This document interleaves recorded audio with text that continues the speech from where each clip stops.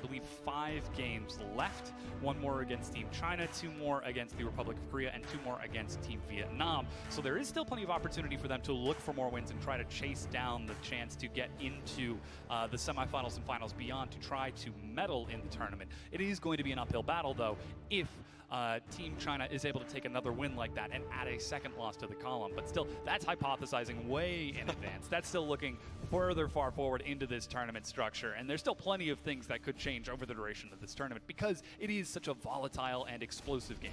Yeah, BO1s are always incredibly hard to predict. It's not like the usual series where we see a BO3 and teams try to evolve their strategy to adapt each other. There are very long gaps in between, so you can try to surprise your opponents, and you do gather a lot of information between games. You get to observe on the main stage or on the side stages to exactly see what your opponents are playing so you can come in more prepared. And we do have to remember, as the group stages, there are 24 games being played overall. So it's a very long tournament. A lot of things can happen.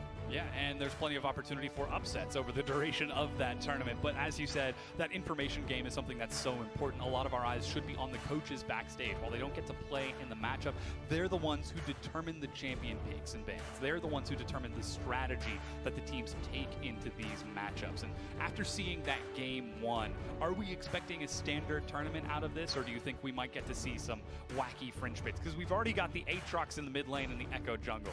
I think in terms of like standard play, it's going to settle down when it comes into the elimination bracket, the semifinals and the finals. But in terms of BO1, it is more about surprising. Anything goes. Yeah, anything goes, and anything is fine. But in terms of the Kazakhstan game, we can really break down that what we've seen from the qualifiers is consistent from what they showed today. They do like to play through their bot lane. You can see them taking away a lot of those safe picks from the Chinese roster, the Tahm Kench, the Ezreal. They do want to go all in into that lane, and we could see the Chinese bans also respecting that as well.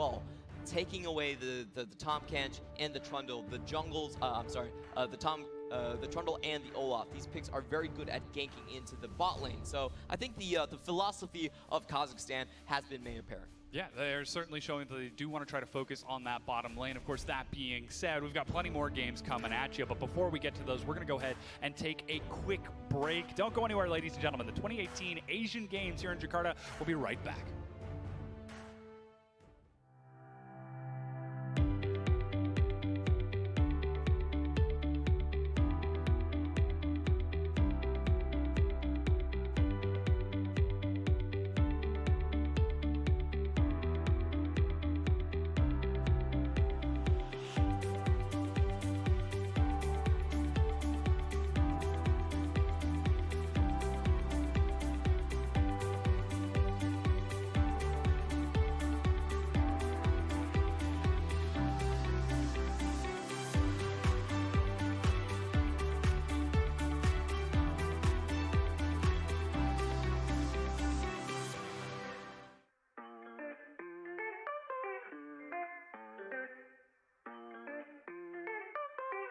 Dengarkanlah suaraku, dekaplah tanganku, semuanya akan baik saja. Percayalah padaku, tak perlu meragu, bersama kita hadapi semua. Semua yang ada di depan mata ini harusnya memberi arti.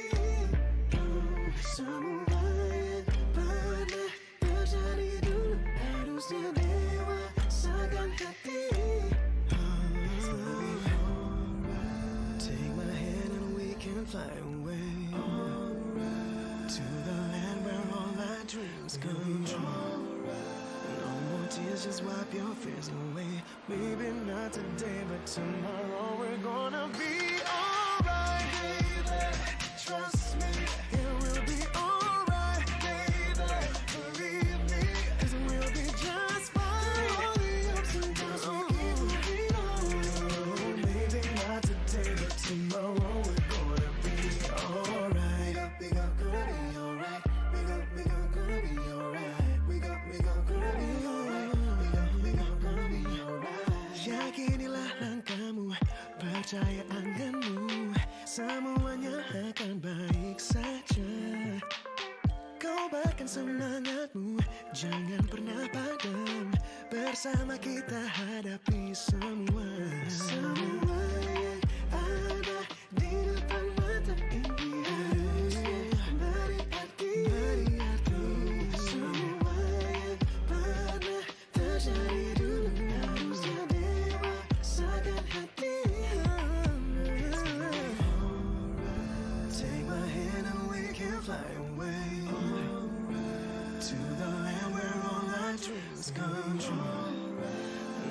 tears, just wipe your fears away. Maybe not today, but tomorrow we're gonna be alright, baby. Trust me, it will be alright, baby. Believe me, 'cause we'll be just fine. All the ups and downs we keep moving on. Maybe not today, but tomorrow we're gonna be alright, baby. Trust me, we'll be alright. Believe me, 'cause we'll be just fine. All the ups and downs we keep moving on. Maybe not today, but tomorrow we're gonna be alright. We'll be alright. I said we'll be alright. We'll be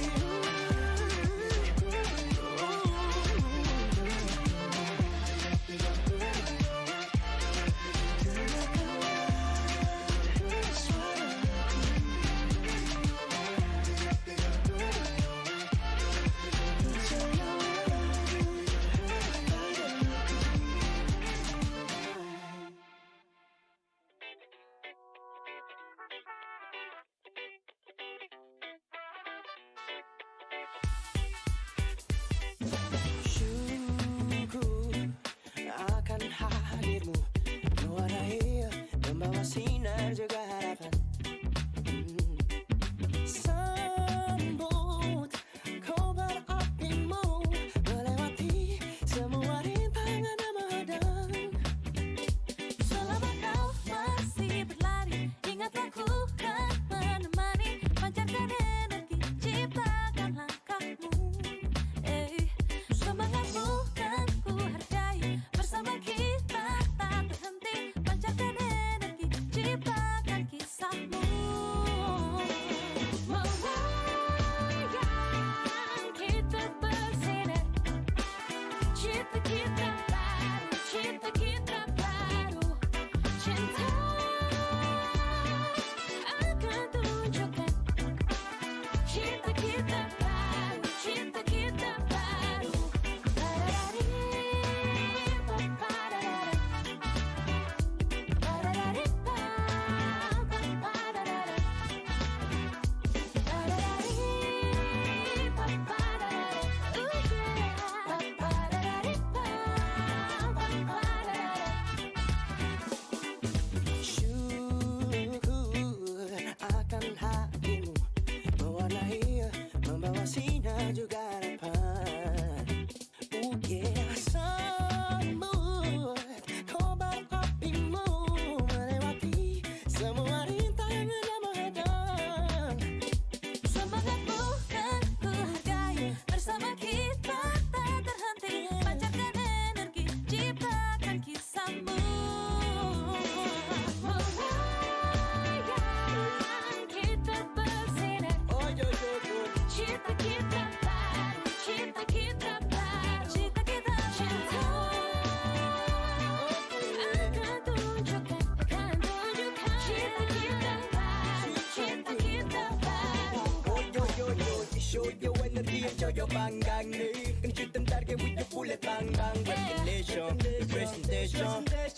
You know you're the man who's getting all this beating drum. Let's celebrate this fire, boom boom boom. This is the time, you're the flower, so just boom boom boom. It's a fire, fire, it's a celebration. Fire, fire, let's get information. Semangatmu kan ku hargai. Bersama kita tak terhenti. Pancarkan energi, ciptakan kisahmu. Mewayang kita bersinar. Cipta kita baru, cipta kita baru. Cinta akan tunjukkan. Cipta kita baru, cipta kita baru.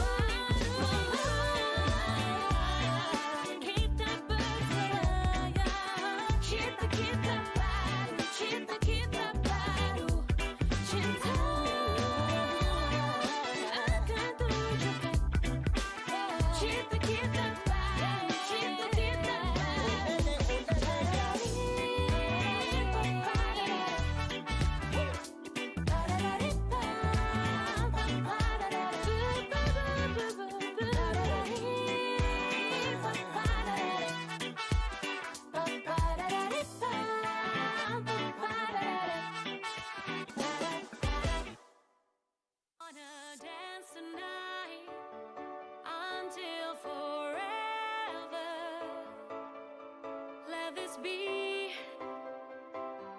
the time of our lives? Oh, let me see the light and feel so beautiful. Let this be the time of our lives.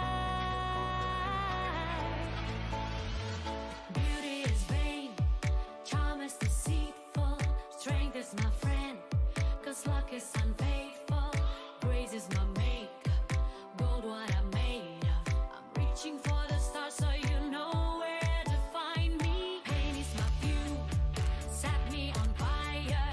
You shoot me down, but I'm flying higher. They're cruel, they're fool, they're trying to break my soul. They won't, they don't, and I wanna dance tonight until forever. Let this be the time of our lives. Oh, let me see the light and feel so beautiful. Let this be the time of our lives. She knows when she wake up, she don't even need no single makeup. That's my woman, she all caked up, ready for the world, she always face up. You can't dim the light, it shine from within. She on fire, 11 kick in, speaking from the row where she sits in. When she speaks, his story begins. She's a homemaker, record breaker, what don't break her, they just make her. Watch her play her, say her prayer, she know better, one for never. She dance like no one else business, she dash from every man's wish list. She the illest, most def the realest. Turn the lights on, we about to witness. Dance tonight until forever. Let this be the time of our lives. Oh, let me see the light and feel so beautiful. Let this be the time of our lives. And now she's coming for you, you better ready for this inner force that I too never seen before. What are we actually made of? Beneath the colors, beneath our similarities and differences, and our failures and achievements. We are the children of the universe. We exist to push all the boundaries. We are a never-ending flame, uncontainable, just like the sun.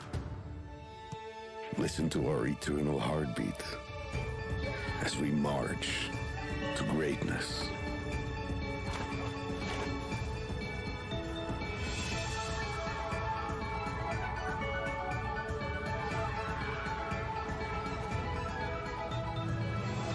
We are the energy.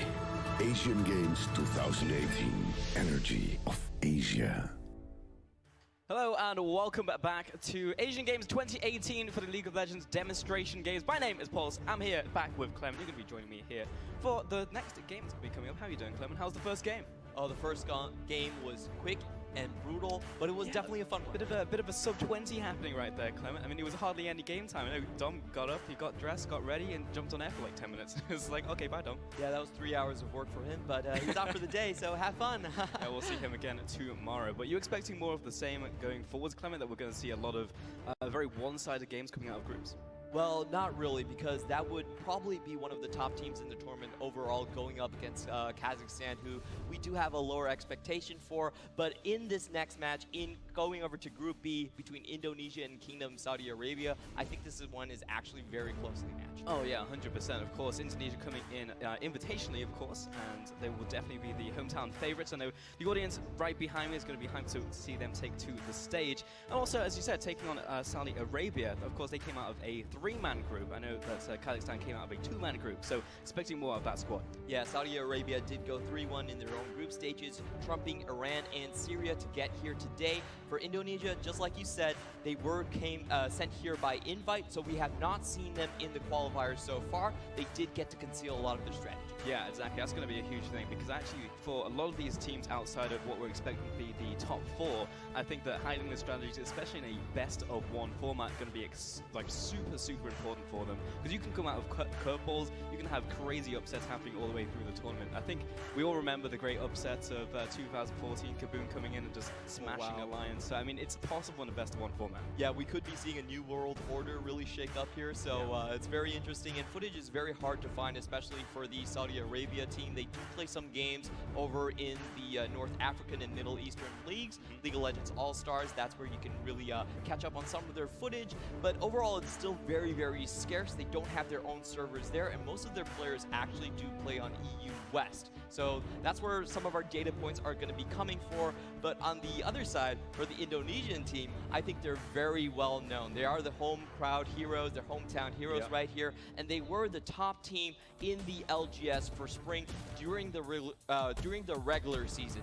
However, they have swapped around a lot of their players. This is a revamped roster, so it's an old power, but with a lot of new faces. Yeah, exactly. I think that, again, being able to hide those strategies will be super important coming in here, and these are definitely some of the games that you want to be able to win coming out of the group stage. But of course, we can take a look at the starting 5 here for Kazakhstan. It will be Wigichi, Adward in the jungle with Fear in mid lane, Mimic in AD, and Xiao at the bottom there in support. One of the most interesting players I want to watch would be Fear's Katarina. He is the only Katarina main so far in this tournament, and Assassins always inspire highlight plays. The flashiness, the speed at the execution which you need to execute at is something we want to watch. Indeed, and I just got an update as well from production. Thank you very much. On stage 2 right now, because League of Legends is happening on stage 2 and stage 3. Korea just took their game against Vietnam 1-0. So congratulations to them, already off to a fantastic early start. On our screen right here is Michel. He's known as a Tahm Kench player. Does play a lot of engage, supports the Rakan and the Thresh also being things that he is known for. Yes, indeed. And sorry, I said Kazakhstan there is, of course, Saudi Arabia taking to the stage here today. Of course, the team's setting up as well coming in. And of course, this is a pretty long group stage format as well. You know, a lot of games to play double round robin, 24 games in total. So it's a bit of a slugfest, but of course, every single win counts. And there we have Michel, the marksman for Saudi Arabia. He is known as quite a flashy player, does like the Vijaya's Soul Stealer sometimes. Oh, big fan. Oh, yeah. Definitely does like to rub it into his opponents a little bit. Is a very flashy guy, plays the Ezreal and the Tristana as well. And here we are seeing Mimic. Yes, indeed. I always like to see a bit of flair, you know, come out of these players, especially when you're looking to try and take some upset wins against some of the top teams in the tournament. I think that coming in with a bit of bravado, I think, is definitely going to go a long way for these players. Because you don't want to come out onto the stage right here. It's just like, we want to play passive, we want to play safe, because that just won't fly against some of the very aggressive players we have actually competing at this tournament. Yep. You know, talking about flashy, talking about aggressive, that was Fear on your screen just a second ago. Like we said, he is the Katarina player, also is very highly ranked in EU West. Vladimir main as well.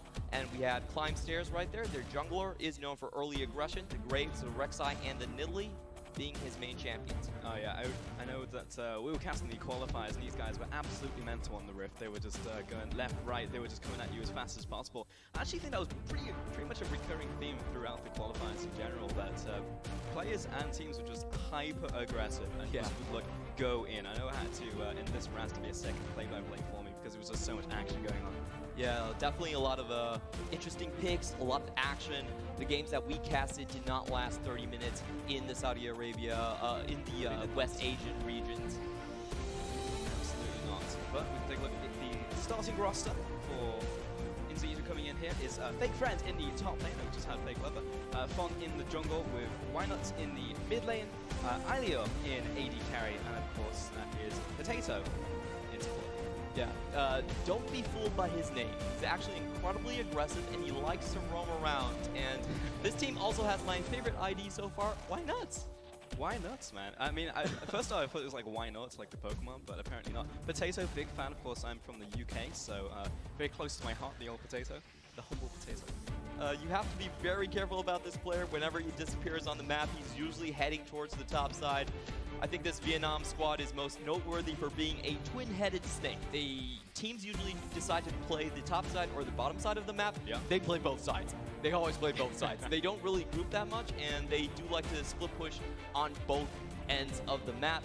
With their mid laner, over here, Nuts, he does play more of a assassin roles, the Syndra, things that can burst you open with large amounts of damage. So either side he chooses to group up to, they can get killed. It's really nice to see the team in high spirits coming here to open up the group stage here at Asian Games. But would you say they're a bit of a lane kingdom type team? Kind of win lane through game?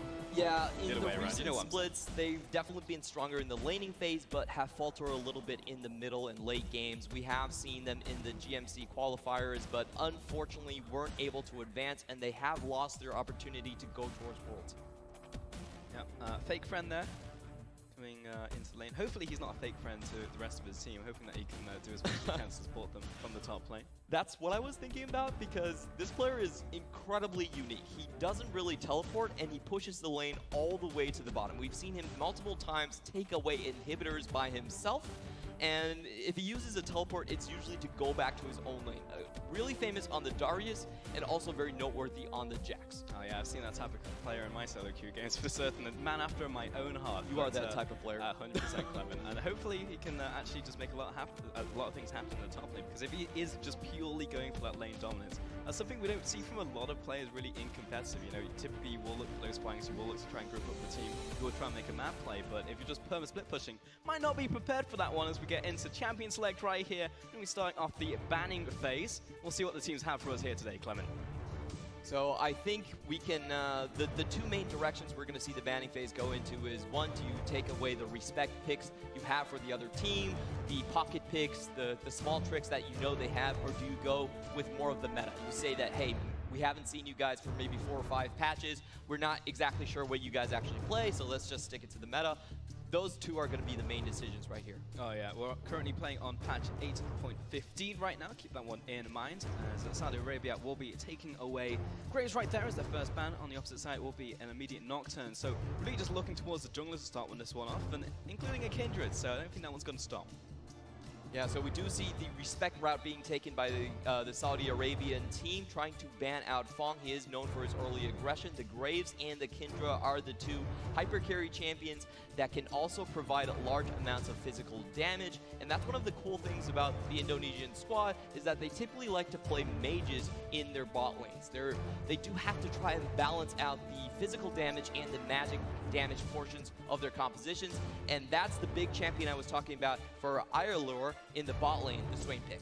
Yeah, that one's going to be off the table. Seen a lot of good Swains, of course, over in the LP, of course, our domestic league, and that was just a straight insta-lock of the Akali, so definitely into that one. Of course, we did have Kennen and Gangplank at the final 2 bans right there, but that's not going to stop Saudi Arabia from taking some high picks. So both of these teams went for the respect ban route, but what this opens up is the meta strong picks left open, and you can see blue side with the first pick instantly locks in the Akali. There aren't a lot of answers for this pick yet in the mid lane. For the most we've seen, maybe the Ryze, maybe the Akali, maybe the Galio, but that's about it. Pretty much, this is also one of the rare games in which on red side we're not going to see ourselves an Aatrox ban. Did not get first picked out of blue side, and then will be picked up first pick, of course, on red. So it's been a while since I've casted Aatrox, so he's pretty much permanently be on the bench.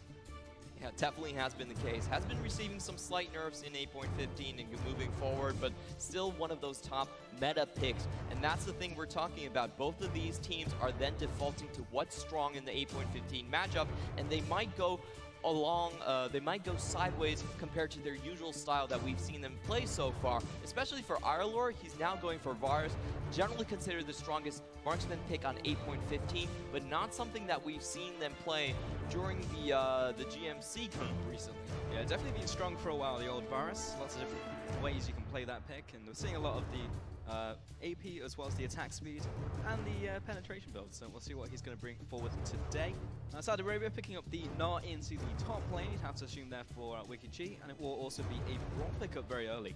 I really do like the Gnar pick because it actually counters out a lot of champions that Fake Friend likes to play. If you're going with the Jax, if you're going for the Darius, it's very hard to continuously remain aggressive in the Gnar lane. You're going to have a very good jungler to back you up in that case. So the Gnar pick is identifying Indonesia's play style and having a good counter to it. If they're going to try to split the top lane 50-50 and then take one of those heads away from the twin-headed snake coming in from Indonesia. I mean, that's the biggest thing that you just said there, Clement, was the fact that we're going to have to look towards these junglers right now because, I mean, that will basically decide the top lane matchup because we are expecting a pretty aggro matchup like Jax. Then his entire trade pattern is leave strike on his face until I win the matchup. And in that case, you need the 2v2 to happen. So that will be important. Of course, he did have a lot of focus opening up this pick and ban with the junglers. So let's see if that actually comes true. Ashe would ban out there. Followed up by a Yasuo ban, so we're still looking towards the bottom lane / mid lane here. Yeah, and here's I think the slight problem of Saudi Arabia's ban pick strategy, that they do want to equalize the top lane side, but Indonesia has already picked up the strongest bot lane you can possibly get on 8.15. The Varus and the Tahm Kench, great poking ability. You have a lot of build option, and it is dominant throughout. You can also see the Ashe being taken away, so there will be no standard counters to the Varus so far. The thing that we've seen being run as a counter would probably be the Misfortune, but it's not really a champion that we have seen Mimic pick up. Ooh, actually going to see a Ahri come forward, and since we already have the Varus, I'm expecting this one to go towards the middle lane. Now, I've seen a lot of Ahri, but it's typically been in the marksman position recently. Yeah, it's a very interesting trade here. So I think the idea is that Ahri, with her mobility, will be able to dodge out on the perfect execution coming out from Akali's ultimate. So if they can dodge out on the execution, then this could be one of those counter picks that we're seeing for the first time all across the world. I mean, it's super interesting. I mean, also think about the fact that you can just blind shoot out her skill shot of the charm and actually just completely mess up Akali's combo, because it is somewhat telegraphed when she starts the combo. You pretty much know what's going to be coming out for the rest of it. And I also like the fact it's essentially like, well, you have 3 dashes, well, me too. Yeah. So I mean, it's like try and counter each one as they happen. But I mean, yeah, it has the potential to go well, but also very wrong, being a very squishy pick. On the opposite side, though, Saudi Arabia has picked up the Ezreal pick, and also Gragas coming in to round out their roster. Yeah, I do like the Gragas pick. If you look at their top lane and their bottom lane, they are kind of on the back foot. So the Gragas, with his instant CC, will open up opportunities to snowball the mid lane. Usually in League of Legends, if all 3 of their lanes are not doing well, that's probably going to continue throughout the game. So you do want that one strong point, and the instant crowd control coming out from Gragas will try to shore up that position. On Indonesia's side, I love the Ahri pick so much because it is a potential counter to the Akali, and it also opens up them to go into the matchup of Aatrox versus the Gnar. Now, Aatrox versus Gnar in the early levels is a very tough matchup for the Gnar. Before he gets that extra range from the passive, the mobility and the range attacks coming out from Aatrox do swing the lane into his favor. Yeah, the early levels for Gnar in general are just very weak into a lot of matchups, so any pick that can essentially get on top of his face is going to cause him a very hard time. And also, having Camille there. So yeah. I'm going to hold my breath for a second unless something crazy happens. I mean, maybe we see Aatrox go into the jungle. Of course, players do have up until 20 seconds to lock in their picks and stay positions, but we might have just been bamboozled. We have actually never seen an Aatrox jungle being played competitively so far. So this could be a first, but I do still assume that the Aatrox will be going in towards the top side, which is kind of the standard thing to do in the meta. I just tried to sneak a look there and step by as well as that, but I couldn't quite get it. All right. Oh, it actually is going to be an Aatrox jungle. All right, well, we can see the rosters there. One more time, Akali in the mid lane. That's going to be fun to watch. But also, Camille into Gnar, and then Aatrox into... I don't even know what his jungle play looks like. Yeah, that's very interesting. He does have a lot of AoE clear, but the problem is his ganks are very conditionals, we should say. It's a very slow projectile on the Infernal Chains, so not really providing the best in terms of crowd control. He will have to rely on his laners for that part. For sure, it definitely will be risky, but we're about to get onto the Rift here for our second game of the day on our first day of the Asian Games Demonstration Tournament. Let's see what the teams have for us here today.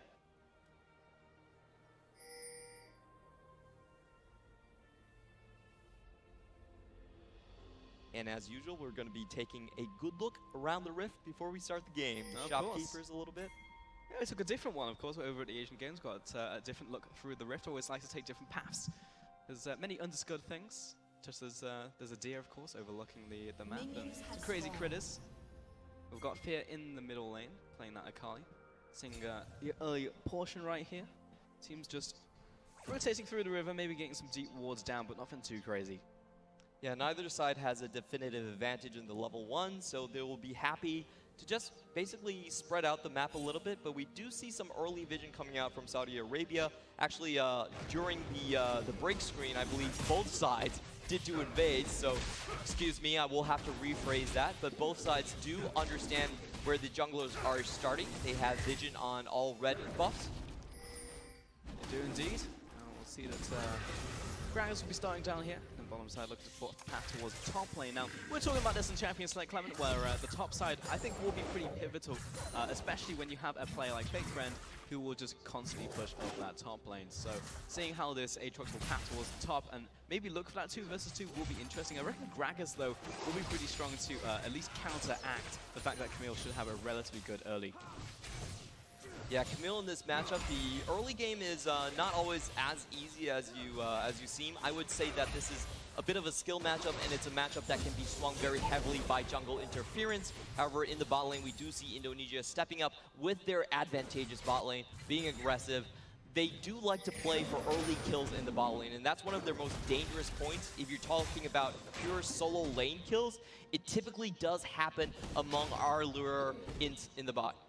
Yeah, I actually really like the pathing there coming in from Fong. Just goes immediately towards the crab, gets that control, and then Raz walks up, there's nothing there for him today, so we'll go back towards his own jungle, look for what looks to be a full clear. And it will be a late red, probably looking for that early level 4. So actually not going to see too much happen in terms of lane interaction between the junglers. But then looking at the top lane, you can actually see that Fake Friends doing totally fine. I mean, Nod doesn't seem super keen on harassing. And we'll be able to get the harass down, running Comet, and looking for that early point in tactical sweep. So Camille's having a grand old time. Yeah, in this matchup, Camille is really looking for opportunities for the wave to push in where it's closer to the wall, and then she can trade with the hook shot. So the warding, the pathing coming out from Fong was really good as well. Secures the early scuttle grab just to make sure that the jungler can't come in from Saudi Arabia. Oh boy, bottom lane trying to help out the Grags right here. The Infernal Chains comes through. We can take a look at the Keystones. Fantastic. Stun comes down onto Fong. Flashes over the wall. Not going to have a follow-up. Oh, Mimic goes in. 1 versus 3. Now he's in definitely the deep end, but Wolf managed to follow up. Gets Kagosa, blows down. That's going to be first blood over to Saudi Arabia. Yeah, and you can see the 4-man coming in a little bit faster for Saudi Arabia. The teleport also used to try and cut off Indonesia's retreat path. We did see the really clever pathing coming in from Gragas right there. Finding access onto Wynut in the mid lane. Connecting that Shuriken. Still coming through with the 5-point strike right there, and absolutely no retaliation coming in from the Ahri. And this is going to be a very difficult lane for him to handle right here. You can see that the wave is already pushing in for Wynut. So if he wants to take that CS, he is going to have to walk up into Akali's attack range. Yeah, currently is leading in farm, but he's low health, low mana. Will need to go back to base in the short term. Is looking to do that right now. That top side. Really nice trades coming out from Fake Friends. Doing super well in this 1v1 matchup so far. It will be very hard as this wave is actually pushing in right now for this Nard to actually just not die. We've also got Aatrox around the corner right now, just saying hello to Wikichi in the top lane, but realize he's been spotted out just from the movements of that Nard, and will go back into his jungle. Probably take on the Kuroks. Good warding coming out from Wikichi. We do have to notice the difference between these 2 top laners. In the first skirmish, the Gnar expended his teleport, and Fake Friends, like Fake Friend always does not choose to use his teleport, but that will give him quite a sizable advantage in terms of the top lane. If they can find a kill there, they can instantly push the wave in and deny all of that minion CS. Oh yeah, big deal having that TP advantage. Typically, you'd say that is to get involved in a skirmish or maybe something that happens in the bottom side, but more lane advantage for him. As you said, this is a very snowballing matchup. I actually like to liken this matchup to Gnar and Rumble, which is also a very volatile matchup, very dependent on early items and how the early game goes. So if the Camille just get an early kill, that could be devastating. But Fong pretty much gave up the ghost there. I say that, though he's looking at top lane once again. He's level 4, go back to your jungle, go and farm some camps. Top lane's not going to get anything done right now. We'll have to go back to base, look for that first back of the game. The way that matchup works in the top lane is if there's no jungle interference, the Gnar usually comes out ahead. But if you do get a couple of successful ganks early on, then the Camille can snowball the matchup incredibly hard. And that's why we're seeing Fong really investing so hard into the top lane. He's trying to swing it into Fake Friend's favor and then go with the double split push into the later phases of the game. Yeah, that two-pronged assault as you were talking about, but currently Gnar has the level 6 advantage over the Camille, so at least in the 1v1 we'll have that immediate pressure. Has gotten for the early tabbies, actually the same thing from both the top laners. Effective attack range is very important in that matchup. Fong looking towards the bottom side. Crab has actually had pretty good control over the game in general in terms of the Rift Scufflers. We can see the bot lanes are actually under leveled at this point for the game because of the early skirmishes. Both sides probably left the minion wave to do that. So this is more in Saudi Arabia's favor because the kill threat is much stronger with the Varus and the Tahm Kench. You can see Aatrox thinking about going bot side, but realizing that no one really has their ultimates.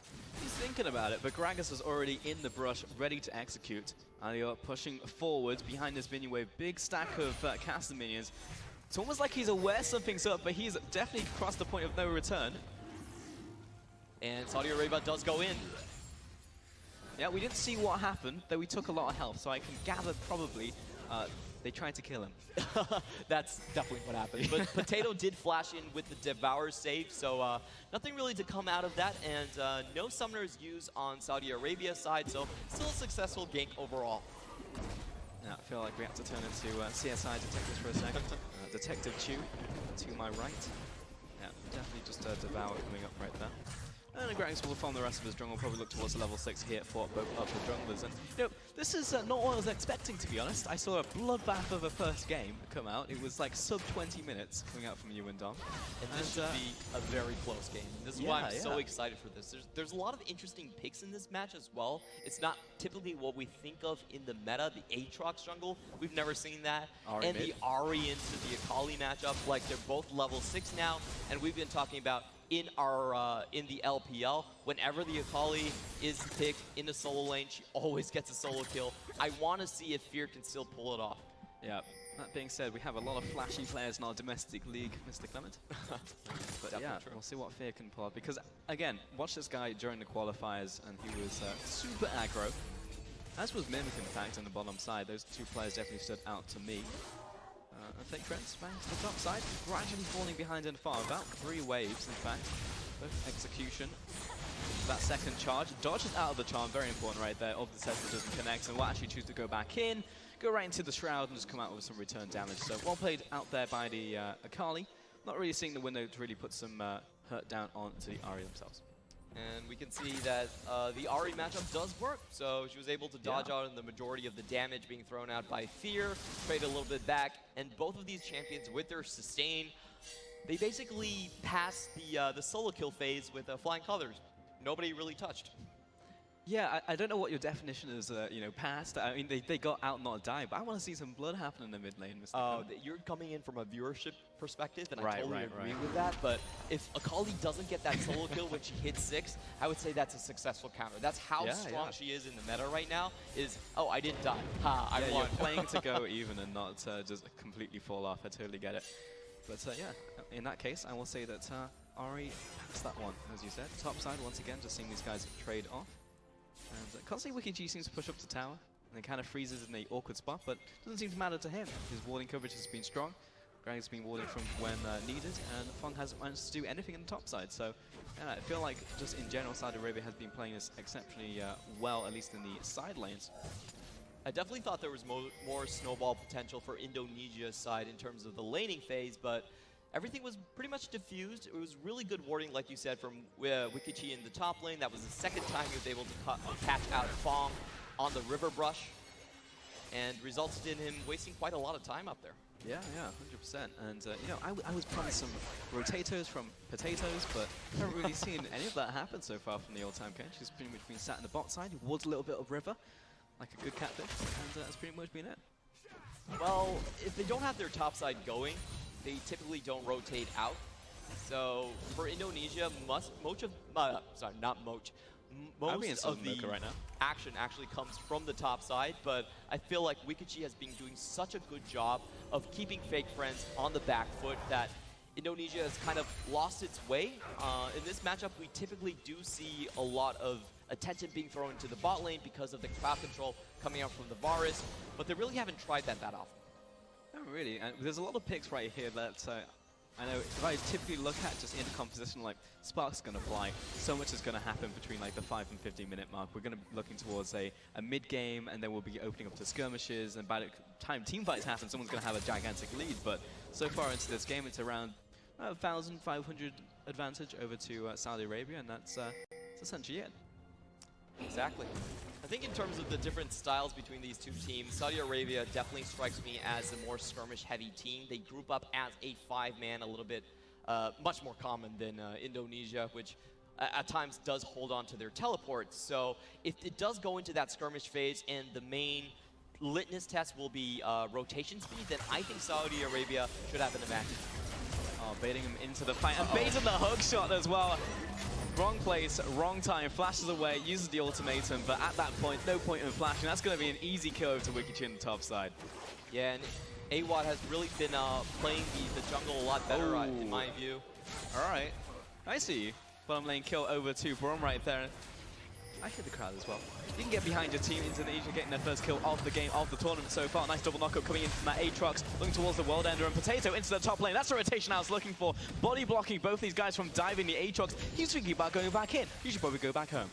You definitely should, but the first tower will be taken by Saudi Arabia right here, but they're still going in for more. Body slam, forcing the flash out there as well. Q connecting. Fear coming in from the sidelines though, finds the kill onto the Aatrox. Massive barrel coming through. Potato against the side, and that will be a kill. 5-point strike, and another one over to the Gragas. Unfortunately, Potato wasn't the only one rotating to the top side. Akali was gone for a while. We did see that the RE White Nuts went down and picked up the first kill for Indonesia, but on the flip side, Fear was freed from the mid lane and able to take down Fake Friends. All right, see that one more time. Masterful bait coming out here. I mean, this was perfectly played. The fact that Gragas sat in the bush all that time was just like, it's all right. Keep on trading. I'll wait another 6 seconds, no problem. Wait until the hook shot's used. That was just a straight download right there. He's just like, I've seen your VOD. I know that you like to win this lane 1 versus 1. You save your teleport for lane. I know your hook shot right here. Yeah, definitely. And Fake Friends did go in because the Aatrox was right next to him. He was at the Krugs at that point. But, you know, Gragas was even closer. Yeah. You'd reckon that, you know, a world-ending entity such as Aatrox would be, you know, better at battle, stronger at tactics, guerrilla warfare, if you will. It turns out it's just a fat man in a bodysuit. That managed to completely annihilate him. So there you go. Yeah, the God of War has nothing over the rabble rouser. Yeah, the rabble rouser. That's the one. I don't know if his law's been changed, but pretty much his whole story is he's just a guy who just likes to get drunk. There you go. All right. It's actually grape juice. It's not alcohol. Drunk on the excitement of battle. Exactly. Dragon being started up here. Force one currently in Kill Saudi Arabia. Leading this one. Will have control over the area. CHN stepping up. Let's get stunned. See the body slam. Yeah, I reckon he's going to be okay. I reckon he's going to be less okay now. In comes Wikichi looking for that sweep. Actually, de-Meganars right here, but still looking to follow forward. Potato forced to use his shield. It's just a complete massacre. What is that damage coming out from Fear? He still managed to get his kill in the end. And that was a very awkward teleport coming in from Fake Friends. They're still going on, though. Oh, Potato, no way out of that one. He had to do a barrel roll. Yeah, great ultimate snipe there onto the, I believe it was the Nar? Oh, no. The Potato, yeah. So, we did see Camille teleport. Fake Friends did come to the fight, but he went over the wall straight into Akali and did not go very well for him. Didn't land the stun onto the Nar. No, it did not. Wynut's looking to try and defend this 1 versus 4 right here. Just back in, right into the open arms of the Nar, who just throws it back into his team. Gets hit by the concussive blows, and a fissure kill coming in for the Braum. And the tower wasn't able to trade back onto the kill either, so massive victory coming in from Saudi Arabia. This is what we were talking about of the skirmish-based team. The teleports were overall much faster from Saudi Arabia. Wikichi being in place at the right time. They also got the start of the fight.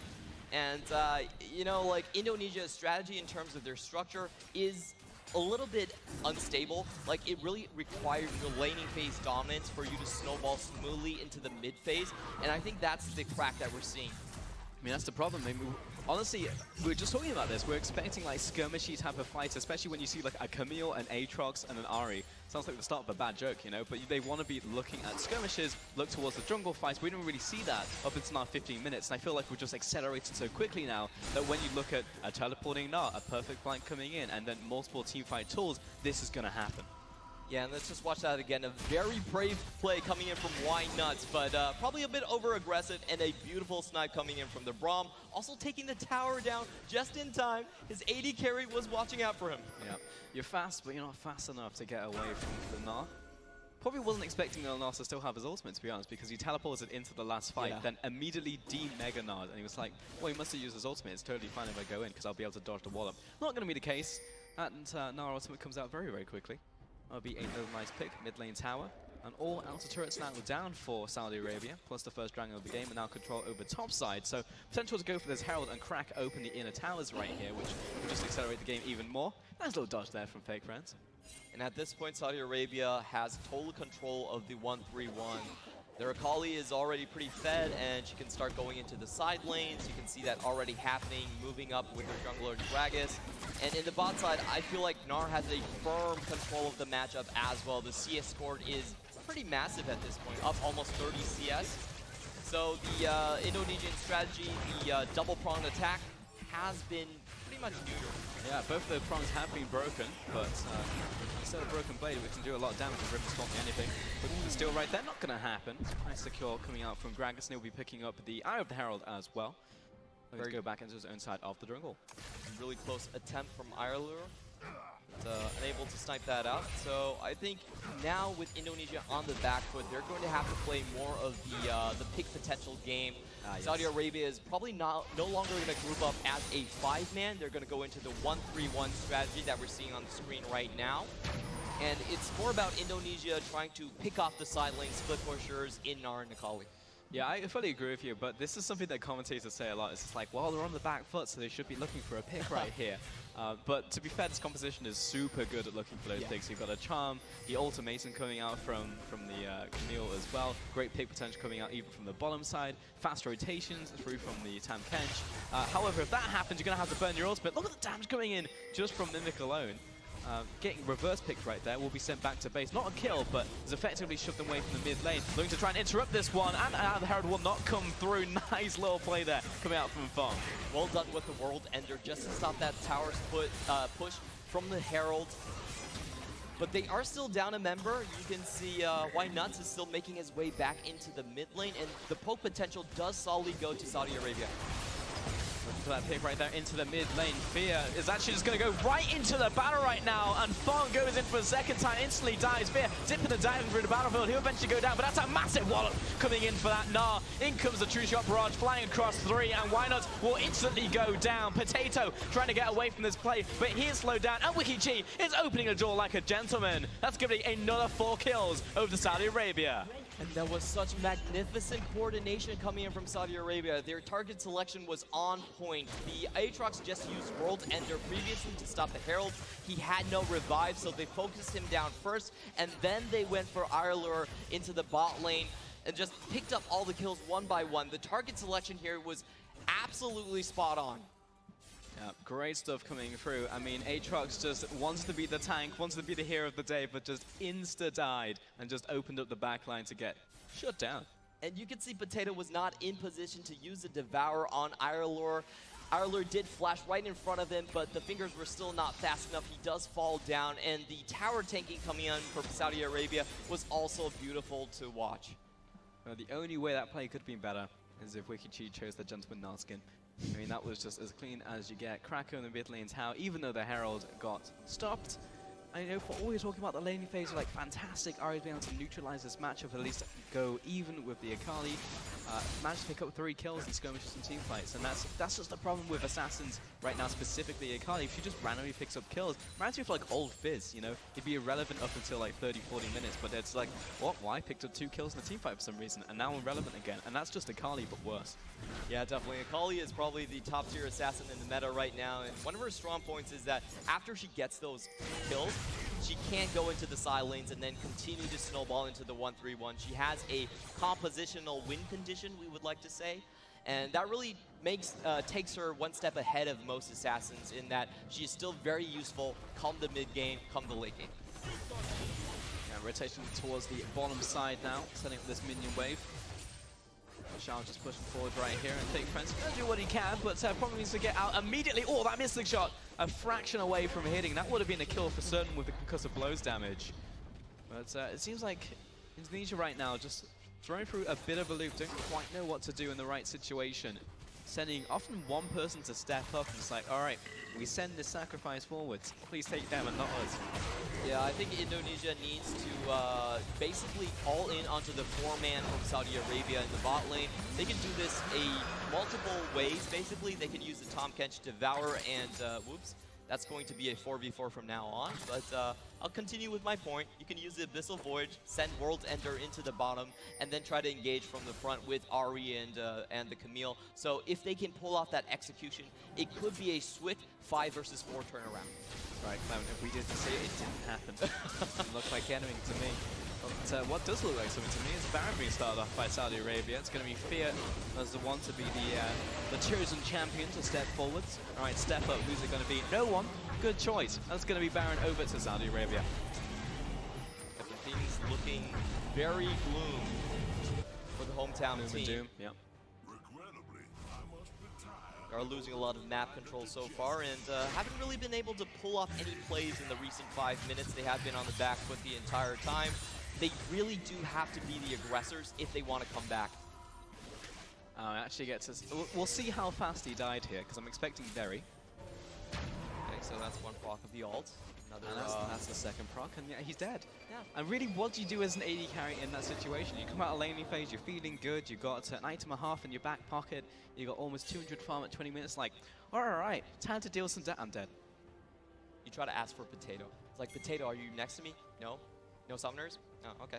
I mean, even if Potato was there, he's going to probably get turned into a baked potato himself. I mean, Fear's just going to insta-pop him, even through the shield. He doesn't care. It's like either me or you, buddy.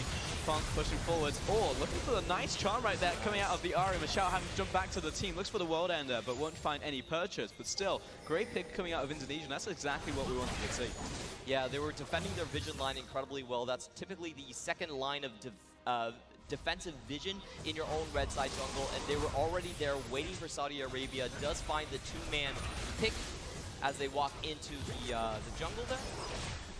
And that's exactly what we need to see them do. They need to be the ones moved up before Saudi Arabia. 100%. Oh, wow. Create some vision traps. He's only just come back from fake. That's going to be a double kill coming in for the Akali. Knocks up the Tahm Kench, looking for the triple, but Mimic's going to steal it. Why not? Trying to get back to base right now. Cuts the camera. I don't want to see it. Why Nuts is a little bit phased, I would say. Yeah, I think anyone would be in that situation, Clement. Gotta be honest, that's a full tilter. Honestly, the goal right now is to fully rotate 360 degrees and get back onto stage, because you've got a full group stage coming your way. But 24 minutes on the clock, and Saudi Arabia setting up the kill shot. That was a triple kill in a 4v4 situation. Fear just went straight in. What a great assassin player. Fear jumping in, he's at critical HP, but he doesn't care. He just wants more kills to pad out his stat line right now. Fong getting CC'd up, and Potato with the save, but now Fong under attack as well. Fake Friends moving back in from the base, but it's just focused onto the Nexus turrets at this point. And this is just flashy play coming forth from the Saudi Arabian roster, though it instantly gets shut down. Fear maybe got a little bit too deep, and Indonesia looking to turn this one around, trying to get the Grags off of the Nexus. Not gonna happen. 17 kills to 5, and Saudi will take it. And WickedG with the final blows to the Nexus, keeping his focus onto the game win. What a great performance coming out from Saudi Arabia. They really took it in the skirmishes. They got their lanes, which weren't doing so well in terms of the early game, very far ahead with those mid-game rotations. nice stuff for their first game of the group stage. Again, as I said, watching them through the qualifiers, they were a little bit hectic. I like to see them go mad across the rift. And I didn't really see that for the first, 10 minutes of the game, but then it happened. I was like, alright, feels good.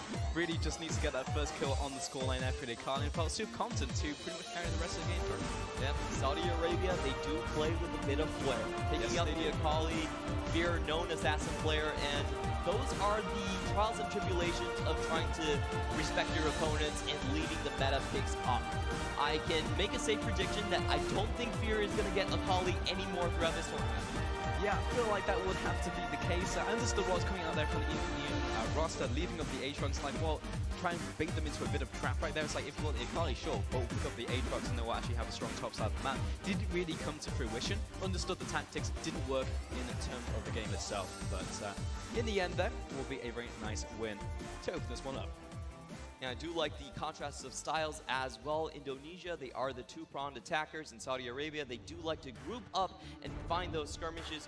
Unfortunately, I felt like the laning phase did not allow Indonesia to actually play their game. Wikichi had multiple very good wards that spotted out the early ganks coming in from Fong.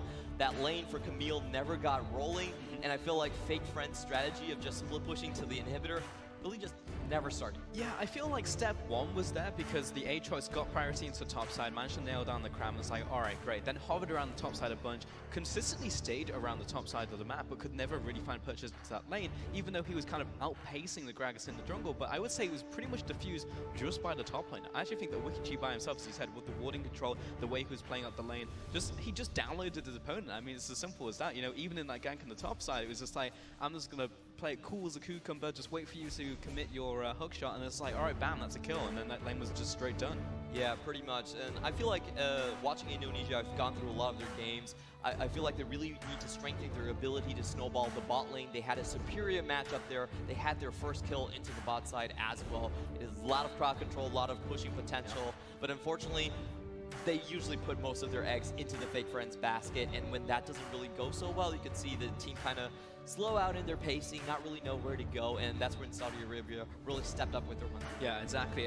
Their main core strategy didn't pan out, and they weren't able to adapt on the fly right there, because I was expecting, again, rotation to come out of Potato on the bottom side. Maybe he was the one to actually mix up, move to the top side, use the Abyssal Voyage to overcome the warding coverage coming out from that knot and maybe set something up, but didn't really happen in the end. That being said, Saudi Arabia, a lot of good things coming out from them. Very excited to see how they do through the rest of the group stage, going through the rest of the tournament, because this is pretty hyped to watch, to be honest. I mean, you look at the mid lane, Fear showing no fear on that Akali. You saw him at the end of the game, he's like 20% HP. It's like, that's fine, I want 5 more kills. Sign me up for this. He just went straight in for the triple kill. Like, he didn't even wait for his teammates or anything. He was the first one into the fray, and because he was so far ahead of the curve, he was able to take down, we saw the bot lane before the Potato Devour even came out. Like, he was just dead. That's only like a 2-frame animation, but Potato could not get that to go off before Fear just finishes AD carry. I mean, it's just the bravado coming forth, and I think that that snowballing potential is really what will count moving forwards, because this is the best of 1 format, double round robin coming out of the group stage. If you're able to play like that, because I've seen a lot of teams who, on paper, should be the weaker team going up against some of the powerhouses we have at this tournament. You look at the People's Republic of China coming through, the Republic of Korea, going to be very strong teams. In fact, the next 2 teams to take to the stage, and if you're actually going to try and pick up a win against them, then if you manage to snag yourself an early game advantage, maybe a random kill out of the jungle and snowball it like that, playing with no fear, name tags off, that's how you start to push yourself further on into the tournament. Yeah, if you want to take it to the top dogs and you are of a region that comes from lower expectations, you do have to try and win the laning phase incredibly hard. But here we have the damage grabs, and you can just see the Ezreal poke just adding up over time. Yeah, I mean, that's Ezreal for you. In the LPL, I know that it was just like, oh, I'm not sure about this Ezreal pick unless your name's Goozy, but I mean, Mimic right here definitely proved that he is a strong Ezreal player, consistently hitting those Qs. But I also have to shout out Michelle in the bottom lane. He was constantly hitting those Winter Spites. The setup was always there. I feel like every time a Mystic shot came through, it was always a concussive blow on the target. Saudi Arabia definitely held out onto that bot lane incredibly well. They were playing a safe bot lane, but they got their job done, and they actually took their turn down first. But of course, the MVP, no surprises, does go to Fear with the triple kill at the end. I mean, who else could it be, really? 195 CS on the Akali. Again, kind of got stalled out in the laning phase, so props over to Indonesia for that one. But as soon as the laning phase ended, it was like the first fight, and he picked up 2 kills, and like, well, GG from here, isn't it? Yeah. Massive kill participation. He had his eyes on Irelure the entire time. And actually assassinated within 3 seconds multiple times like we saw. Most of these times the Varus was underneath tower and Potato was close to him at times as well. But he just could not escape the kunais coming out from Akali. No, sad boys. But that's just Akali in a nutshell, just an absolute monster. So we'll see if there's going to be any more Akali players throughout the rest of the tournament. I feel like bans will probably start becoming and forming a mini meta. That's typically what happens in these group stage formats. This is like, all right, Aatrox's pretty strong or Aatrox's pretty weak. Take that one away and actually just choose to put the Akali on the ban bench. You know what I mean? So I feel like that will be something that will have to open up the rest of the tournament, because I know there's a lot of strong mid lanes just in general at this tournament. Yeah, definitely. We're looking forward to Maple. We're looking forward to Xian, of course, Faker, yeah. the Demon King, probably the player you most want to know out of this entire tournament. He's definitely the most famous player in League of Legends, the Messi of League of Legends, if you will. And we are still looking forward to that matchup just happening around the corner. It will, yeah, that will be on that next matchup of the day, so make sure to stay tuned for that one, because it will definitely be a cracker of a game. And of course, double round robins, we're going to have another one tomorrow, so make sure you tune in for that. And then also tomorrow we'll be also having our semi-finals, and then the day after will be our grand finals. So just a little bit of catch-up on the tournament structure, and at the same time we'll have on the second and third stage more League of Legends happening. And if you're not done with just video games in general, after this we'll also have a Clash Royale, so stay tuned for that. But again, yeah, very excited just to be here in general, Clem. I mean, this is an awesome stage, awesome arena, awesome to be in Indonesia. Everyone's been awesome so far, so excited for the rest of the tournament. Yeah, it's definitely super fun to watch all of these professional gamers come here and be recognized as athletes for their effort, for their passion in this tournament. And we've met so many players that were willing to talk to us, willing to share their experiences here. I really love the idea of the Pan-Asian event here to really get esports onto the limelight, to recognize the effort that everyone has put into this industry. Yeah, I mean, it's a massive step forward onto a very different stage for a lot of esports, a lot for these players as well. But I'm just hearing in my ear that we're going to have an interview very shortly with the winners of the last game, so we're about to be sending it over. But Clement, if you had any questions and you want to hear anything, what would it be from our players? I want to hear if Wikichi will whip out his Olaf top lane. Oh, that's what I'm talking about. That yeah, I was hearing some whispers. Yeah. Of some Olaf top lane. That's what I'm all about, looking for those undertones. So it's just, I mean, look, thinking about that level 2 pressure, that takes me back, man. I'm thinking about those 1v1 tournaments, how you can just smash a lane pick. That's actually probably what we should have seen out of Fake Friends, you know? If you want to smash a top lane matchup, just lock in the Olaf and just go on at level 2, you know what I mean? We actually have multiple Olaf top laners here at this tournament. I know. So it's incredibly interesting. We're seeing a lot of off-meta picks here. So, but before that, we are going to throw it toward the interviews. Yes, we are.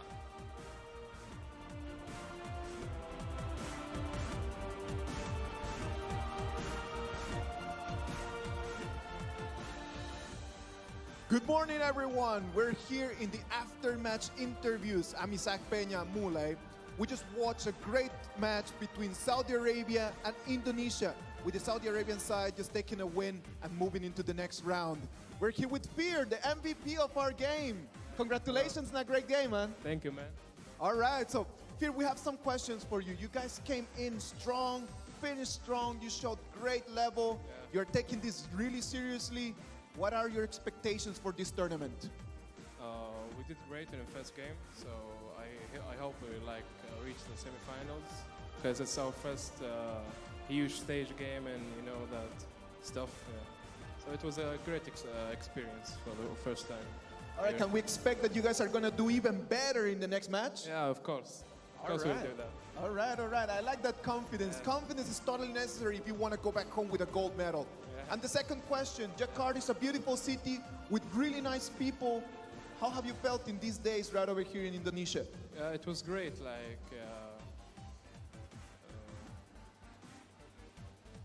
Lovely people for it's sure, lovely. right? People are good, yeah. It's just How is the it's very food? great. What? How is the food? Talk to us about that. Food? Yeah. It was good, actually. Very good. I Excellent. enjoyed eating, you know.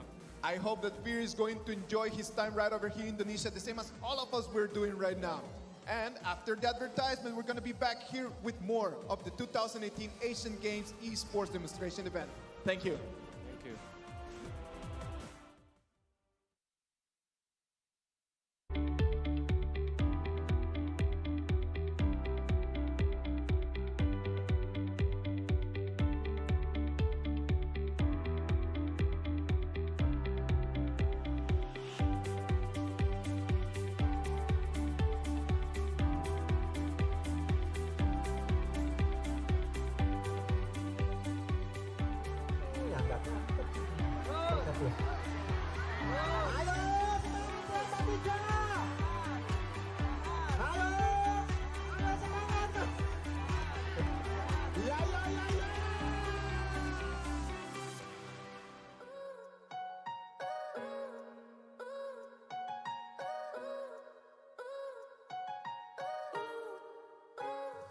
You can be the fire that lights up the world.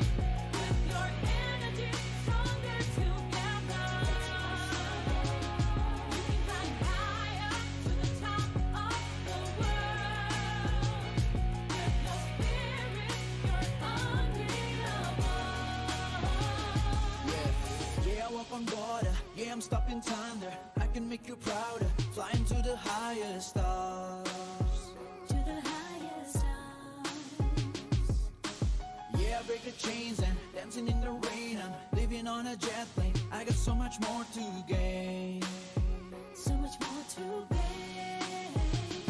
I can be that silver lining in the cloud. I'ma show the world what I'm about. I will sing out loud.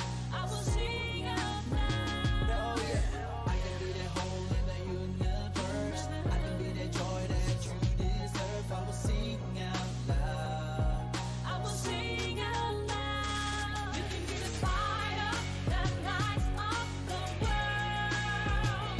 With your energy, stronger together. You can climb higher to the top of the world. With your spirit, you're unbeatable. They say I will never make it. They say that I just don't have it. They say just go back, forget it. They say, they say, they say, I say, well I'm just gonna get it. I say I won't stop till I made it. I say I will not regret it. I say, I say, I say, I can be that silver lining in the cloud. I'ma show the world what I'm about. I will sing out loud. I will sing out loud. Oh yeah, I can be that hole in the universe. I can be that joy that you deserve. I will sing out loud. I will sing out loud. You can be the fire that lights up the world. With your energy, stronger together. You can climb higher to the top of the world. With your spirit, you're unbeatable.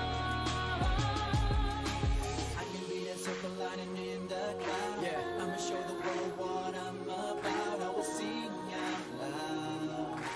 If you're feeling stronger, clap your hands. I can be that hole in the universe. I can be that joy that you deserve. I will sing out loud. If you're feeling lonely, tag your friend.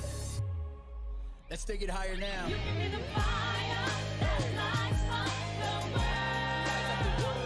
With your energy, stronger together. You can climb higher to the top of the world.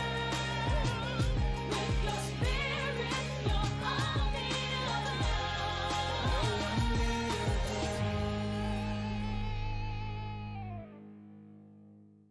Wanna dance tonight until 4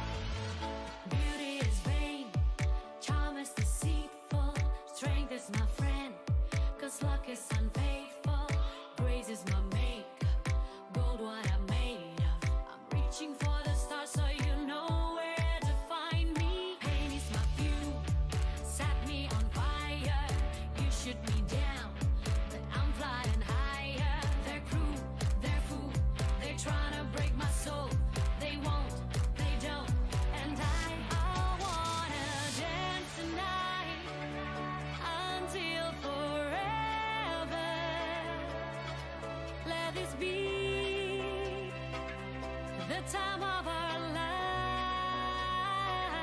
Oh, let me see the light and feel so beautiful.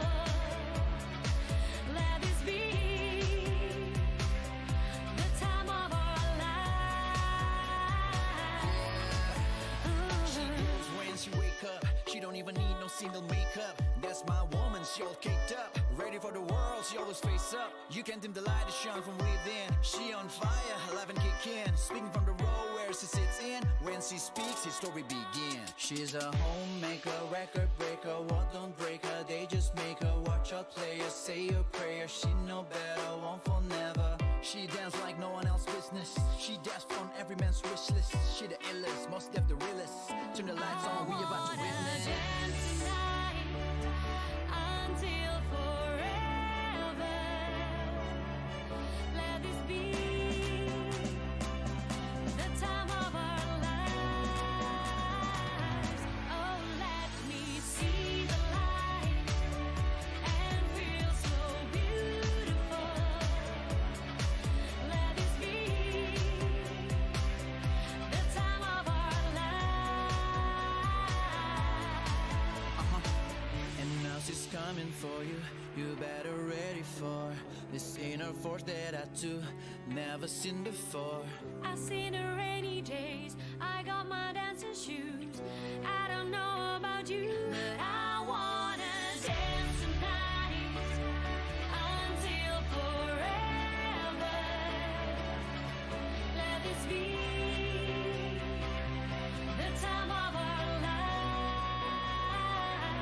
Oh, let me see the light and feel so beautiful. Let this be the time of our lives. All of our lives. Love is good, you gotta until forever. Forever in our lives. You gotta love all of our lives. Let me see the light. Let me see the light. Love is good, you gotta love you like you should. Life is lemon and it's good to give him pleasures like you would. Love is good, you gotta love you like you should. Life is lemon and it's good. Yes, I am beautiful.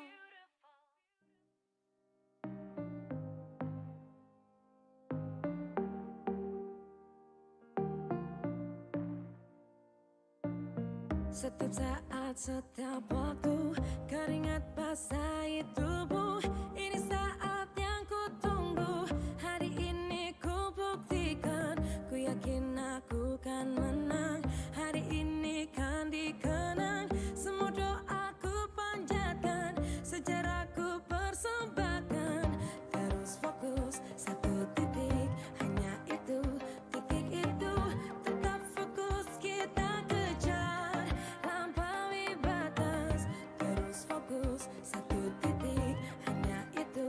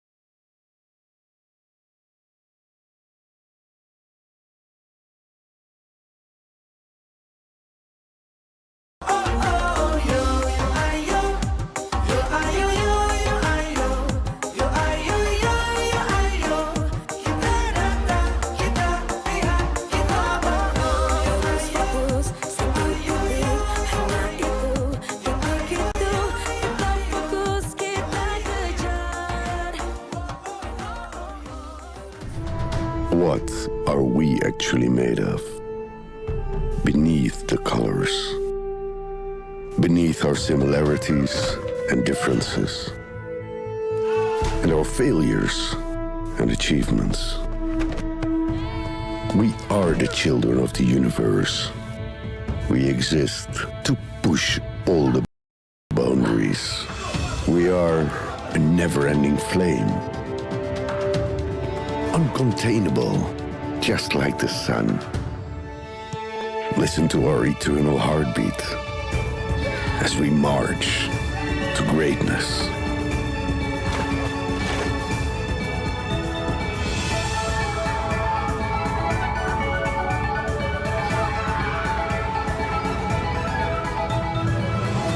We are the energy. Asian Games 2018. Energy of Asia. What's up, guys? Welcome back to Asian Games 2018.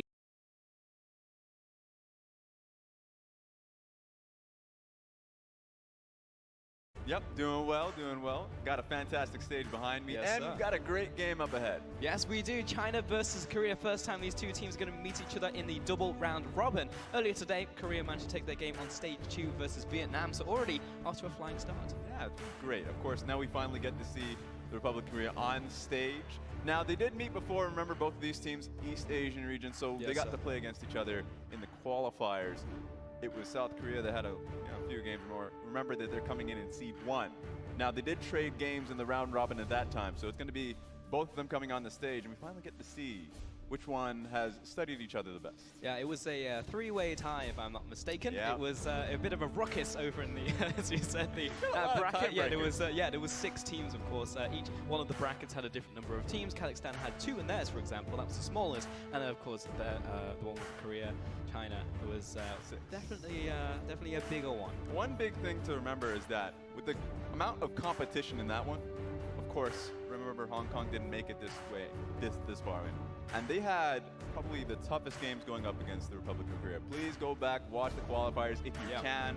A lot of them were incredible. I thought that it was high tempo for the teams that didn't get to make it here, which says a lot for the teams that did make it. For the People's Republic of China being on the stage, getting some tough games across, having a lot of lessons learned. Remember, they brought in a few players, Mako and Xie, not a part of RNG, so a lot of the players really mixed in, having to learn each other's tendencies. Good lessons for the stage today. Yeah, big deal for them. Of course, Coach Aaron behind them as well. Yep. You know, Aaron's a guy who has just been through the loop, really. You know, through esports for a long time, and I feel like he's probably the perfect person if you're looking at like a Chinese representative to put a team of misfits together. Of course, they're high-level misfits, but of course, you know, putting this team together, he's the perfect person. Yes, exactly. But remember, looking across the stage of South Korea, a lot of people strung in together. Now, most notably, of course, on the top side, Keen, you got Peanut, or Score if he shows himself in the tournament. That would be wonderful to see as we're going straight in towards the rosters. This one's going to be China. Yes, it is. Top lane is going to be Let Me, jungle MLXG with Xie in the mid lane, Uzi down in AD carry with Mako in support. Now, they smashed Kazakhstan in the first game of today, if you were able to see it. But of course, MLXG getting the MVP was interviewed, and they made a point to say that their major point of preparation was for this game, going up against South Korea. If they can take this one, they have a great chance of taking first in the group. I mean, really, it has to be. These are going to be the probably biggest contenders, I reckon. Vietnam could be a bit of a curveball in this group, but of course, you've got to be looking to Korea as number 1, number 2, whatever you want to call it. I know there's a bit of a hubbub right now. It's like, who's the best region? Well, right here, this is going to be another stepping stone towards that moniker. That's why if you're looking at towards a player right now, it's Uzi. Uzi on People's Republic of China is the star player to watch play the game. That being said, in the LPL, Xie had some incredible performances, was a phenomenal mid laner, and what was an upsetting, or at least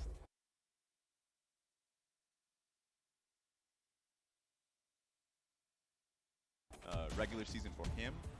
But that being said, that's why I would love to see how they match up against the Korean team, because Keen had a rookie season, rookie of the year, honestly. If you were to look at globally, because he is by far, I'd say, the best top laner in the world. If you were to see his performance in Rift Rivals, of course, if you were to see his performance in the current regular season, Domestically. he's somebody that you have to really watch on because he has such a strong champion pool. Quinn is a champion that I would immediately point a finger to and say that he wants to be able to take a massive control in the lane.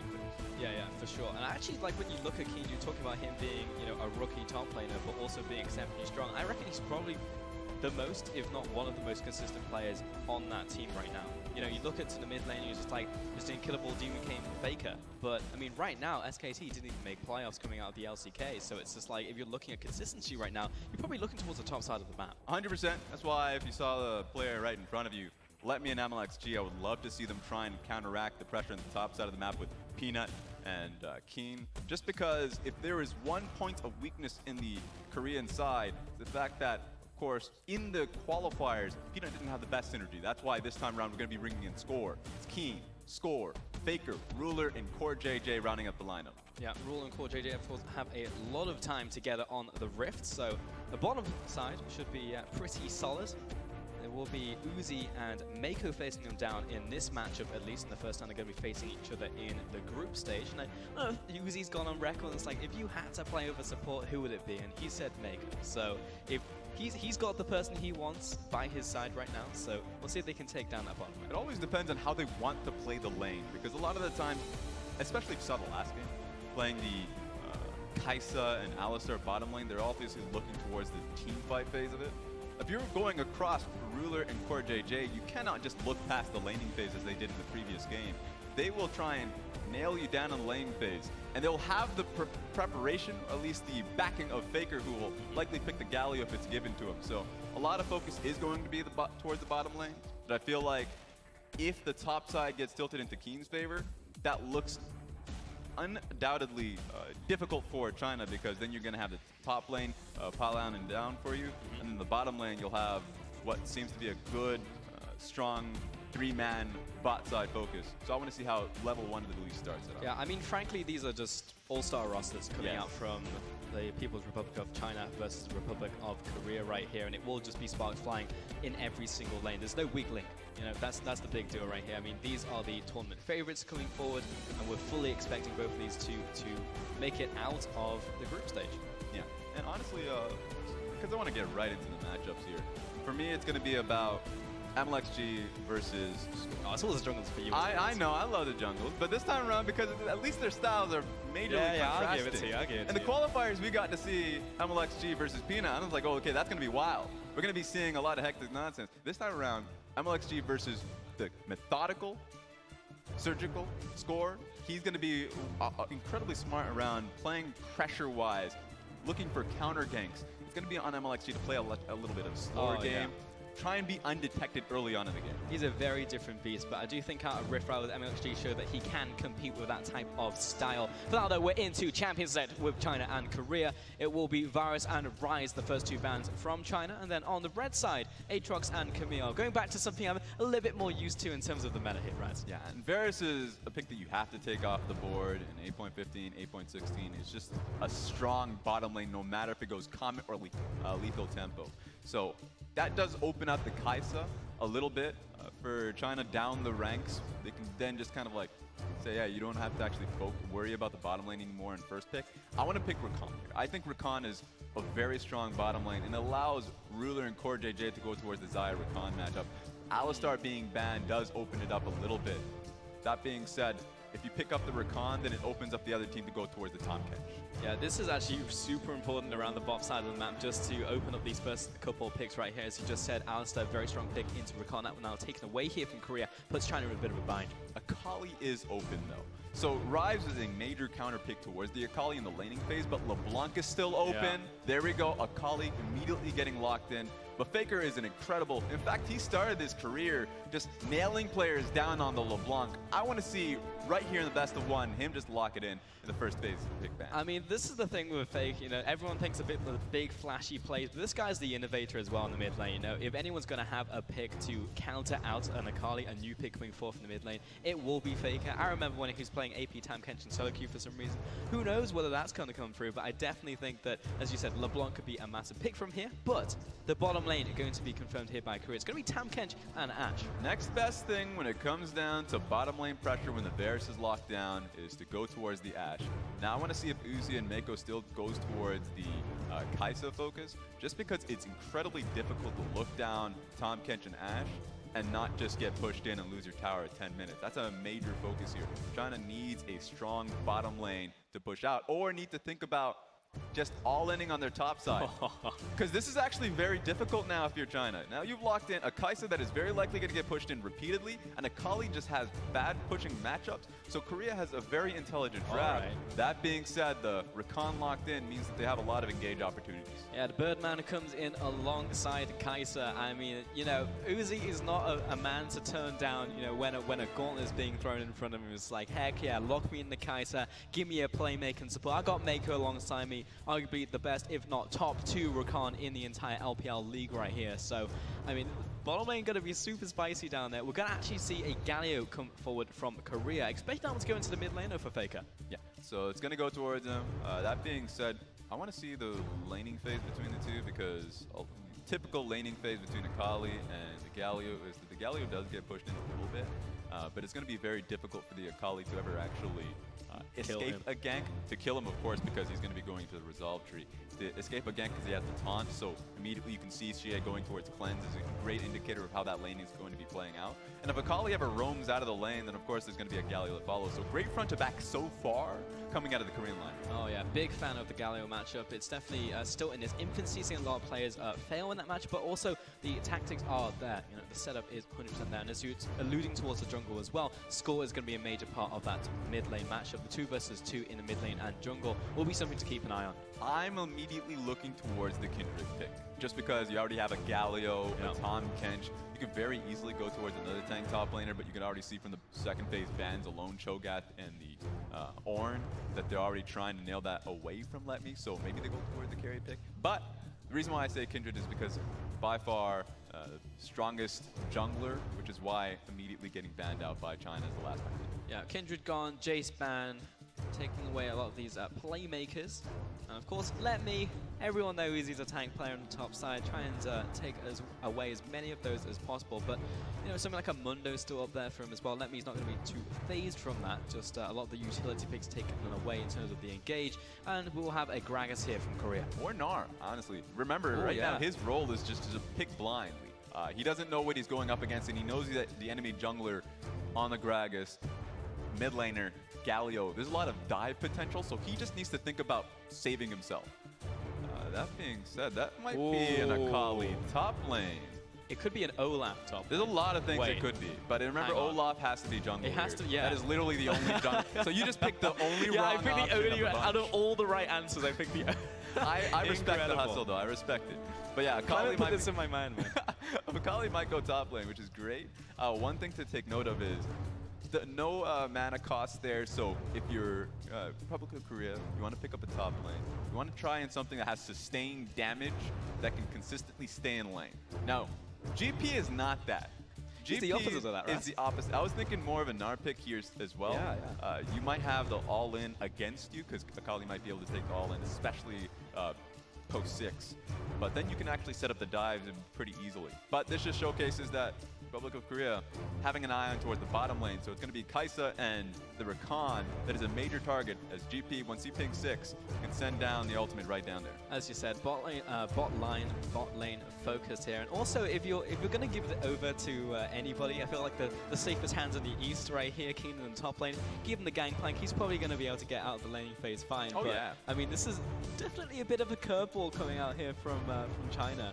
We'll see which lanes these get swapped up into in the end, because I fully expect it not to be a Rakan mid. Now, they did make a mention that they have been putting in a lot of preparation for this specific game. So as we're taking a look at it, all right, it's getting locked in, of course, there we go, that they've had that prep towards Let Me. Now, Let Me, of course, he already made a mention that he is a tank top laner, a facilitator in a lot of cases, but he always comes out in the regular season that he's like, hey, I can play chase, I can play carry top, I can take a bullet, just give it to me, and I can at least lead you towards victory before we head in towards the bracket stage, the best of 3s. This time around, he's saying that you do have to respect me going up against the Keen. Major pressure on his shoulders. We'll have to see how that lane ends up going, and if MLXG can try and upset it. Yeah, I mean, to be honest, China were playing fast and loose earlier today in their first match of the day, and Let Me actually had the highest damage in that game. But the fact that they're still looking towards this versus Korea is interesting to me as we take a look at the rosters once again and one more time before we head on to the Rift. Here we go. Just taking a look at Korea's composition immediately. I love seeing the Predator Gragas as we are just about to get in. Yes, we are on to the Rift. China versus Korea. This is the match that everybody wants to see. The first time they'll face up against each other will happen once more tomorrow before we get into the bracketed stage.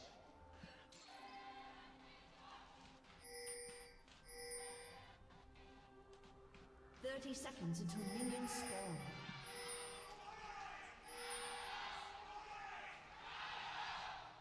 Oh my. Followed us over from China Raz. The crowd chants coming forth right there. Yeah, the fans at both ends definitely making the trip. Thank you guys for making it. Heck yeah. It's a long trip. It's about a 5-hour plane ride.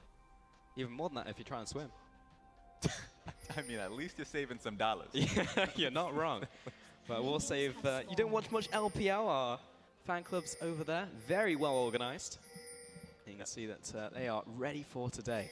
Now, it's always tough gauging the level 1s between both of these teams. Now, Olaf, you'd usually say, well, Olaf, of course, give it level 1s towards them. But then you have the Tom Kench, a lot of damage that he can dish out.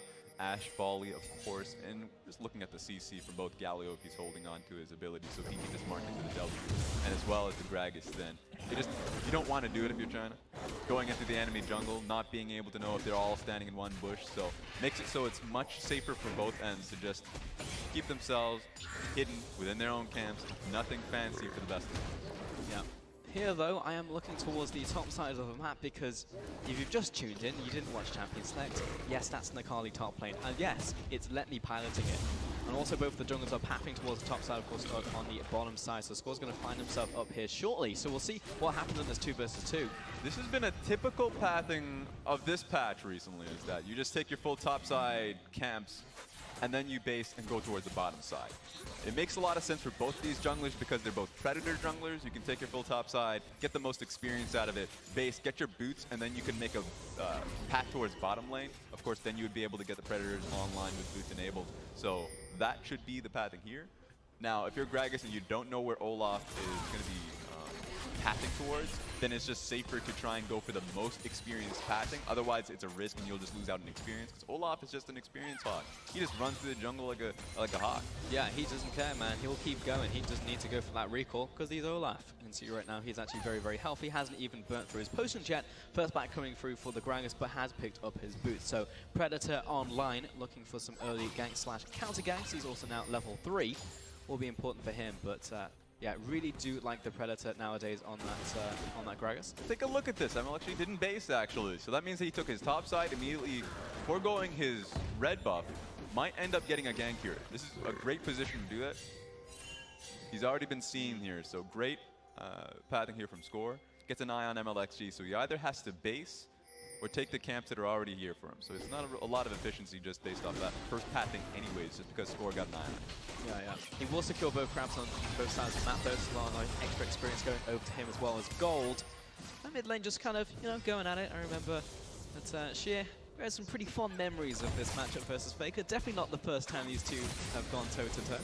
He's always gotten the counter matchup. Historically, of course, 2017 Rift Rivals, you got the Lucian into the Galio this time. You got the Zoe. A few things change in this respect. You can see that the wave's not fully pushed in towards him, so Galio, Faker here has to watch out. It's great that he's gotten the Resolve primary tree. Very difficult to actually peel through all that resistance that he has just innately. But he does still have to watch out for if he ever pushes into the tower, because of course the gank pressure that Olaf has here. The Sleepy Trouble bubble that CA can always look to throw out there, so always keep an eye on the matchups. Yeah, the goal is survival, but as you said, because it's instantaneous, the resistance he can get from his statue of Durand, and also the fact he has the Aftershock instant resistances, great against a burst champion like Zoe, so we'll be able to survive a lot of this laning phase, you'd have to hope. is currently even in farm, so he's totally fine in the mid lane. Top side though, Score looking to set a potential gank here onto Let Me. Flash and the E coming out there. Let Me try and jump away from this one, but has to turn around. I mean, his only hope is look for a trade, and that will be first blood over to the jungle of Korea. Just great timing there, because of course Faker had the push in the mid lane, so there's no opportunity for anyone to go up top side to help him out. And MLXG was coming out of base, so it's great. One opportunity, one window that Score was able to find, and he was able to net the kill. Yeah, really, really nice stuff coming out from him. But again, Let Me just not burning his flash, realized the situation he was in, trying to double down on the play. But I mean, that's perfect. You know, we were talking about this matchup, we were talking about like the gangplank and how he'll be dealing into an Akali match. I mean, it's just like, oh, I don't know about this one. But right now, the support coming in from the jungle is really just what has turned the matchup. Take a look at this one. Quick and easy, of course. W is already gone from Akali, so there's no way to hide in obscurity at that point in time. One thing to make note of. GP just came back from base with Sheep, so he's also a Grassme and Dying GP, so he's actually really strong stats-wise up against the Akali. Should take the matchup here from this point forward.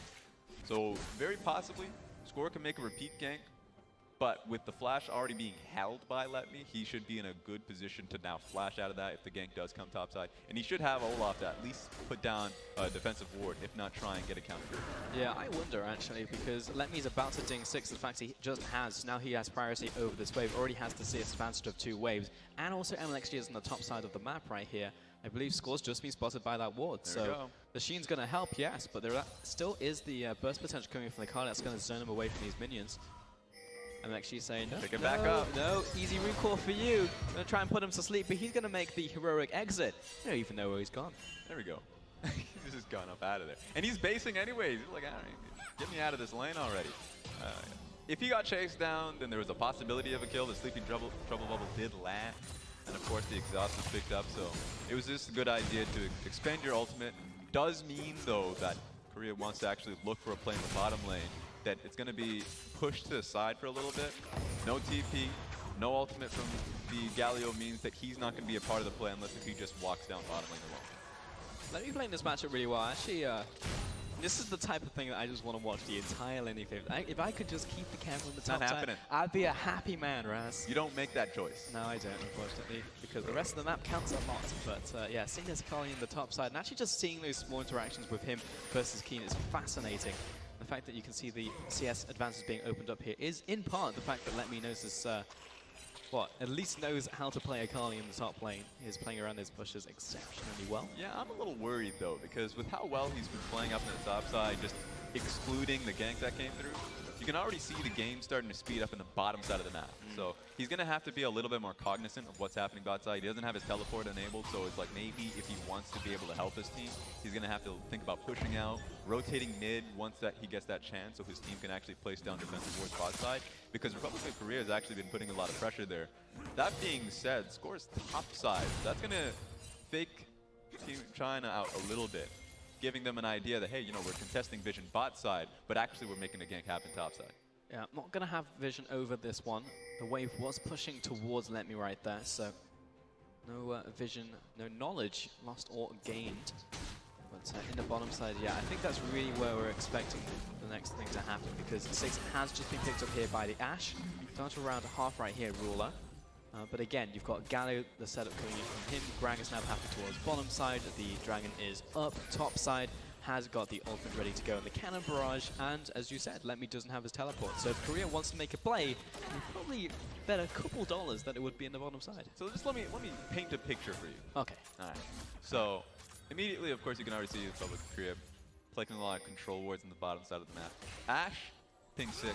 You want to at least give her more opportunities, because bottom lane's going to be thinking that, you know, as long as we're not in a bad position, as long as we're hugging that turret, we should be fine, which is correct. That being said, you're going to put that on hold in the top lane. Oh yeah, no one expects the Berserker coming out of the jungle with Predators. Keen goes with the orange right there. Double flash coming through, double ultimate, but that's still going to be a return kill. Keen playing that one exceptionally well. Hugging his tower, really well done. Now, there is no opportunity to be able to get it done. That being said, we didn't see it didn't happen. It definitely happened. You can't run away from this one. That actually turns into a bottom lane tower immediately because he's committing to this one. So while on the top side, of course, you make the dive happen. Great. Akali may take the tower, but she goes into obscurity, so it's going to be Olaf. And you playing that long time around, you want to commit for the kill. Guess what? you're going to be losing a little bit of tempo yourself. Of course, pick the bottom lane apart, knows that he has the numbers advantage there. Yeah, again, that play did happen. Well, we were just saying that. We were expecting it to happen. But top side, it was all a red herring. So getting that kill back in return evens up the matchup. And also, Akali was naturally winning through a CS. But we actually get to see what happened on the bottom side. Ruler very low, but I expect it's just set up from barrel. Oh, wow. Wow, coming out from the score, yeah. And KorJJ just getting the secure in there at the end. Ruler just wanted to assist, man. He was like, unhand me, minions, please. Get me out. Get me the kill. It wasn't going to happen. So at least good setup from Score. The Gragas knocked back the ultimate into the body slam. Well done from him. Smooth as you like. Didn't even need Ruler in the end. Yeah, he has 2 kills. You see a lot of times where Gragas going, of course, with a new build, which is going straight towards the AP. Now, here's the solo queue question I always have to ask myself. Because if you look, you see it in competitive play a lot of times, Gragas will say, well, I mean, if I want to play smart, I will go straight towards tank afterwards. And then I'll just have the runic echoes. But with how many kills he's going, maybe he goes towards his own. Yeah, maybe I'm just putting that out there. Protobelt, perhaps. I've seen it in solo queue. I've seen it. I've also seen it in the LPL. Though this is Score that we're talking about right here, so I would wager that he would probably go tank from here out. Maybe he'd go for another AP item from here, but I'm expecting tank from here on out. It's just an exceptionally squishy composition that he's going up against, so that's why the opportunity arises here. MLXG's builds, you have to look towards how he usually builds out his Olaf, goes towards the black cleaver. Yep. So great mid game, but then atrocious later on. So just depends how he plays it out. But he's already eyeing once again bottom lane. I think the Ashe arrow is up and available. So just trying to set it up. Even if you don't find an opportunity bottom lane, control wards leading towards mid makes it so Zoe could be the next victim. Thing is though, you know, RNG, which is the majority of this roster, like to strike fast and they like to strike hard. I think that a lot of international viewers will be very aware of that, but they're from the bottom side. A different dynamic here for Uzi. Of course, Sheer in the mid lane. So, obviously been a massive component over WE for the last year, the last 2 splits, you know, 2018. He's been one of the shining lights for that roster. Yeah, coming out, of course, in 2017 was known as a great team player. Now just being known as a great individual player. So being slotted into this lineup, very natural. I knew that there were some issues that they had during the qualifiers where a lot of times communication between him and the rest of the team was desynced. But coming into this game, back on the Zoe, I expect to see incredible plays. Remember, going up against Faker, has a great eye on the matchup, now has teleport enabled. So it all comes down to how he ends up sinking into the team once again, how the team fights end up going. It's very difficult playing team fights as a Zoe pick, especially if you're going straight front to back. So he has to be creative, finding an eye on the back line if he can get an angle with the trouble bubble. I actually think that, you know, line of thinking can be extended to a lot of what China's running right here, because you're, again, as you said, you're running, I wouldn't say like a pure glass cannon, but this isn't the tankiest of rosters. Like, Olaf's probably the tankiest member on this team, but then you're looking at kind of semi-tankiness coming out of these players. You know, Maker's going to be coming forwards, and hopefully China's going to be moving forward with him. And you're also going to be looking off of picks with the Zoe. So, like, if you're looking towards Korea right here, they have a much easier composition to execute. 100%. I think it's just an outright counter-pick composition, because if you look towards the composition of China, they just want to look to dive. There's a lot of dive threats in open-ended fights around Dragon or towards Rift Trails and Barons. Then they want to either look for flanks so they can immediately get straight towards Ruler. With how slow this game is playing out in the laning phase alone, 13-minute laning phase, and for how drawn out Control Wars being well executed here from Korea, there's no opportunity for China to even get out of their own lanes, let alone look for a dive. And if they do, I mean, the teleports, double teleport here from Republic of Korea with the Gangplank ultimate and the Galio ulti. I just don't see it happening for China. Yeah, I mean, that's essentially how the early game has gone right now. I mean, Korea has just straight up stymied everything that China really wanted to do in the early game. MLXG got his first death of the game, didn't really manage to set up too much outside of that top lane dive, and even then Korea made a counterpunch. So it just makes China very skittish about making any play at all. They were trying here, but great positioning from KorJJ. Sittenbush didn't have the ward enabled for him. So too watertight. There we go. Got an eye on them when they're trying to look for a dive. And usually if you're a team like China here and you can't really get any plays happening in the lanes, you would look towards the Dragon. But Ocean Dragon, when all eyes are on it, is actually incredibly risky to look for. Gank opportunity here. Uzi's taking a lot of damage, and it's actually Maker going forwards. Finds the triple charm right there. Olaf coming into the bottom lane, Korea moving forwards, but actually needs to pay respect right now because Sheer looking for that bubble. Putting Tam Kench to sleep, but not permanently. China look to disengage. It's a big just kidding at the end of the day. Mako played that one out masterfully because he could have actually been bopped himself. But incredibly, wistful getting here and out. Played that one out masterfully because he could have actually been bopped himself. But incredibly, wistful getting here and out there. The fact that Gragas couldn't find a great opportunity to throw on his own cask, so he just didn't.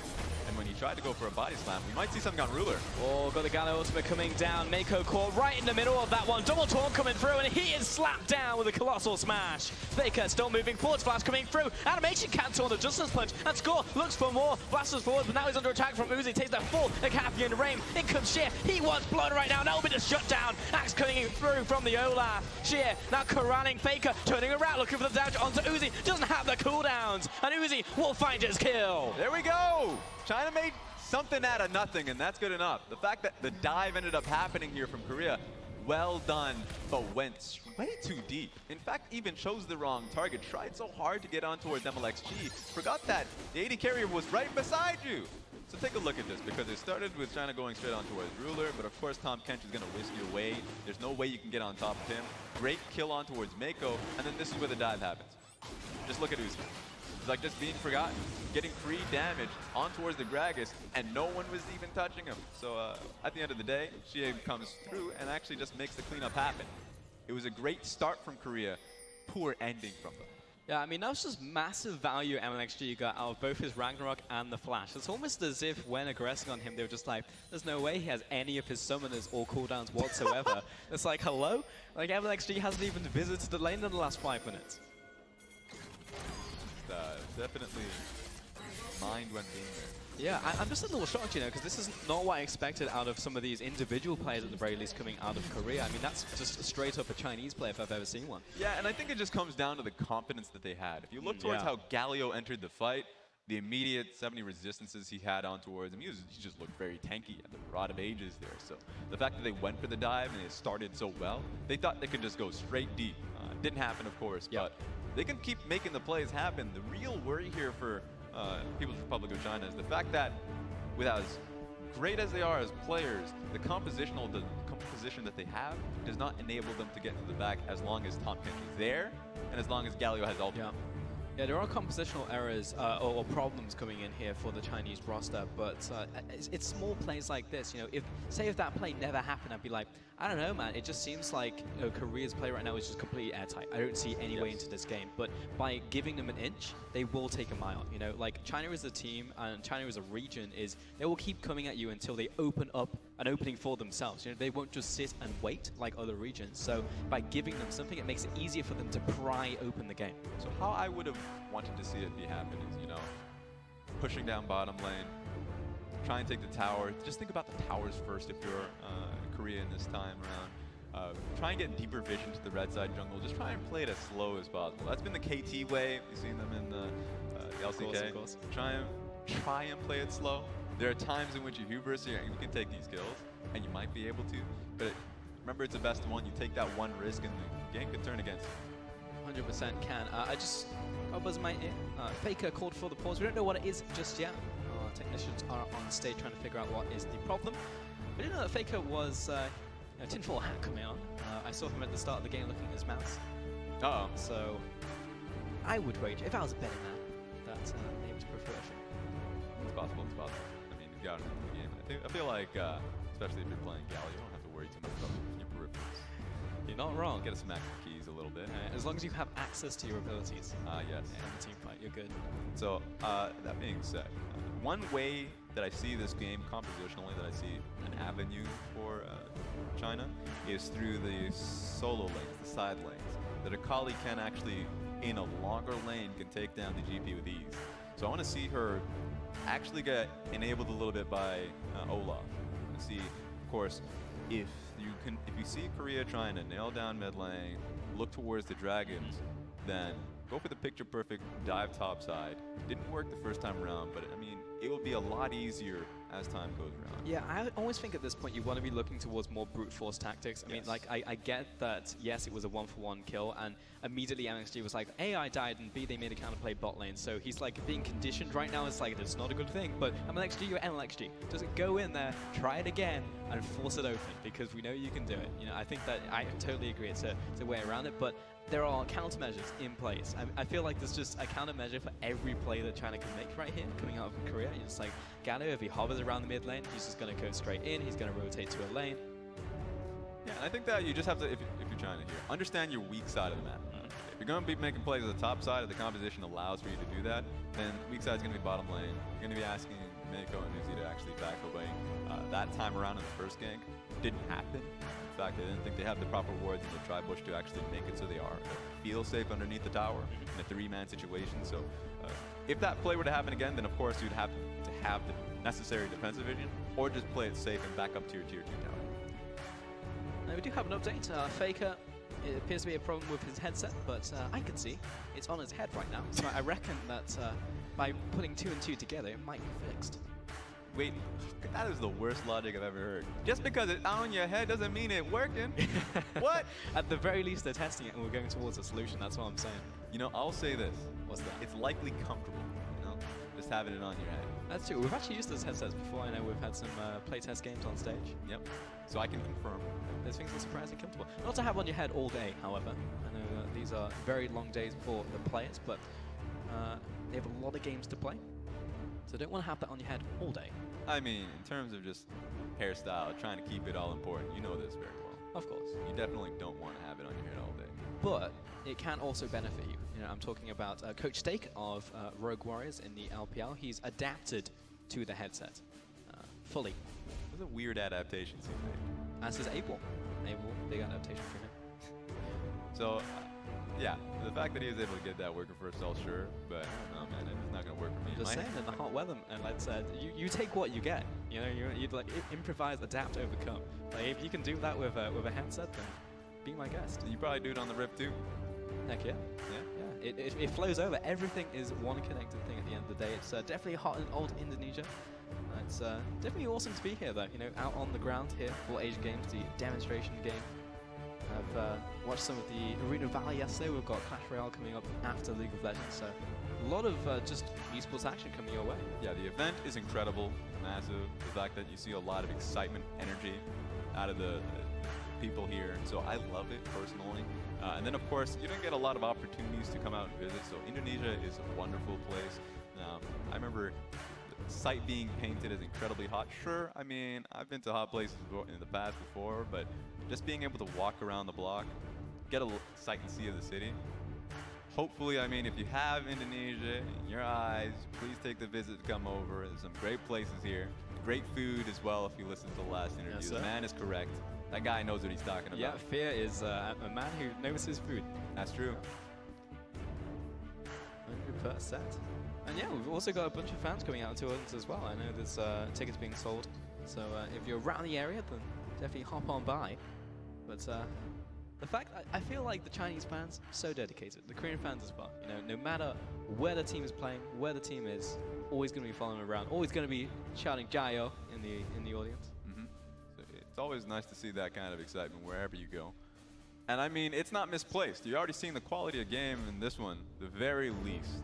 The fact that both teams putting in the preparation, you can already see it with Gluttony willing to pick up the Akali top lane. Don't get to see it too much around the world. I know that Zatai locally has been able to, actually it was Flandre that was able to pick it up. Yeah. So we get to see that coming top side, hopefully trying to nail down the side lane and maybe trying to get some flanks. We're already in game, so we get to see the action happen. Yeah, and here we go, back into game. Pause over and done quickly because headset is all fixed up now. We get back into the action. So we're now 17 minutes into this game, 4-4 in kills. And China just winning the last skirmish, but Korea's still ahead in terms of gold. You can see a lot of that coming through from the farm in the mid lane, and of course Gangplank being Gangplank. So I already love what I see here. The fact that the Rift Herald is picking up the top side of the map. So This is pretty poor for Korea. The fact that they went a little overzealous in the bottom lane and now lose out in pressure in the future play.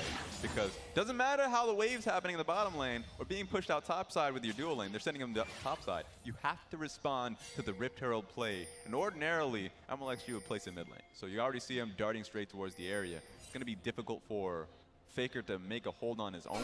So you're going to have to at least see Score come out and help. I mean, this is the great thing about this composition, though, from Korea, is because they can all just dogpile onto the mid lane as fast as you like. Abyss of Voyage from top side. You're going to have Score probably around the area anyway, because Score is always just 5 steps ahead. And then Keen as well. At the very least, will be able to support the Cannon Barrage, if not teleport, since he just have it up. So China will be all of them having to be in the right place at the right time. That being said, you're going to be looking towards some like Sheer to be landing these Sleepy Trouble bubbles. Yeah, you already see it's not really too much of an impact on Faker. Faker is way too tanky at this stage of the game, going towards Zhonya's next. So that just makes it a little bit harder for a mid lane dive play to happen. You already made a mention of Abyssal Void, so even though China's been putting a lot of pressure topside to stop them from being able to help out mid lane, you can already just, ulti right toward mid lane to help them out. 3-man already underneath towers, so at the very least, the options are there for Korea. 100%, just constantly being able to react to these plays. China were looking to set something up on top side, and Korea like, not today, Sunshine. Push them back into the river, push them down, back into their own jungle from whence they came.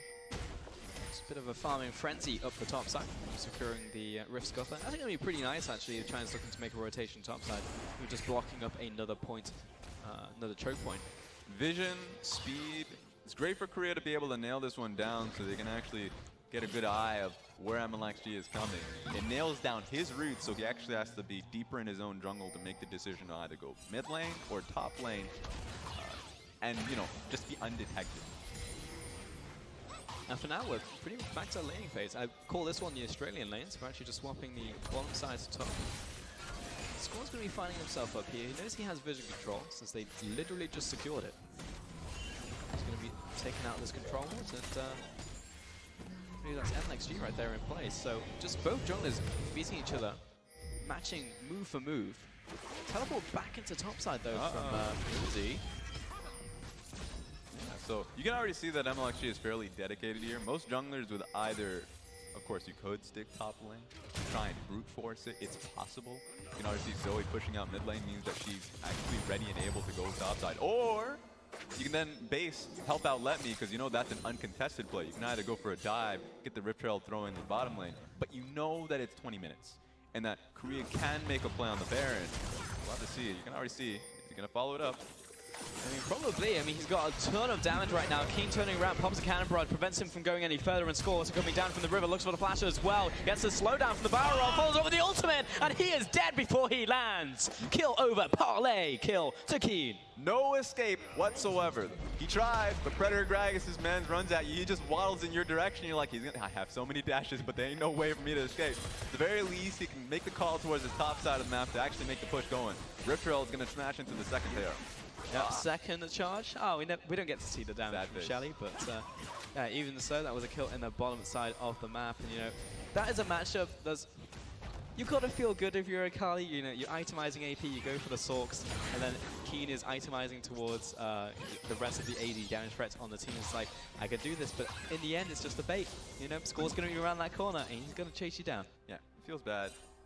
In hindsight, he's going to be looking at it and saying, maybe I should have just went for the all-in because he was just in that area. But he didn't know that he was closed off.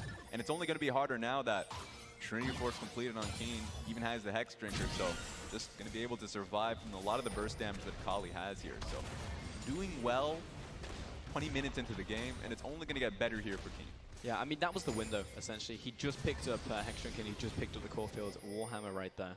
And he was just a Triforce to his name. So unfortunate for him. MLXG also not really getting involved on the play, has been typically moving towards his duo lane. Yeah, and you're talking about the items. Let's talk about it all for Korea. The fact that we have 2 items across the board. Zonya is completed by Gallios if he wants to fight. Just the Runan's Hurricane being completed for Ruler, so he's actually in a very good position. A lot of magic resist here from the Gragas. TP being pulled out down here. Yeah, MLXG just pulling a bit of a U-turn, but he's going to keep on following. Ragnarok pops and Keen getting chased down, forces the flash. And he's going to be happy with this for now. It's always a tough call whether you want to complete the teleport because, of course, mid lane's under siege. If you finish it up, and I already see half HP on the tower, that it should just be mid lane tower. He makes the hard choice of sticking mid lane, and with that, of course, GP does have to burn the flash. It's a hard call to make, but at the very least, life is saved bottom lane, and the mid lane tower is safe as well. Yeah, it's not a kill, it's not a tower, it's not something tangible coming in really for China, so in the end, it did work out for them. And this is really just, you know, if you take a look just stylistically, I think that's the cool thing, actually taking a look at these teams like region-based, because, I mean, yes, you can argue that China, they have 3 players coming out from RNG, but in general, this is a smattering of different top teams coming out from both of these rosters, and then you look at the region stylistically, and I think that Korea, very good at stalling out, you know, losing with grace, I think has always been the term that you would come out of the region, and right here, it's not like they're losing with grace, they're actually just doing very well for themselves with grace. Yep. You know, they're just constantly able to stymie these players. Slow burning you until it really matters around Baron, because you watch the LCK quite frequently, it does really depend on those few massive team fights that actually come through, just because they're so focused on the setup of the play that they have to think it through.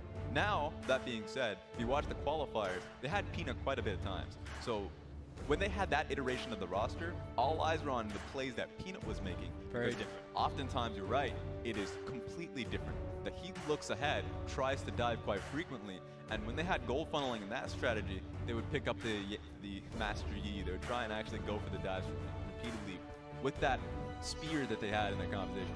This time around, they have a score, so it does slow the game down and forces China to really think out their plays, or else they'll lose on the map. Yeah, and that's the really, really, really cool stylistic differences coming out here is because not only is it region-based, but it's also player-based. As you said, Peanut is going to deliver a very different performance and also change the makeup of your team. You know, you're expecting very cerebral play to be reactive, and reactive almost has like a bad connotation to it, but like reactive in a very, very good way when you look at score. He was constantly just a step ahead of MXG in this game, but then as you said, Peanut, he's going to be aggressive. You look at the other side, a makeup performance is going to be very different from Ning in the bottom side as well.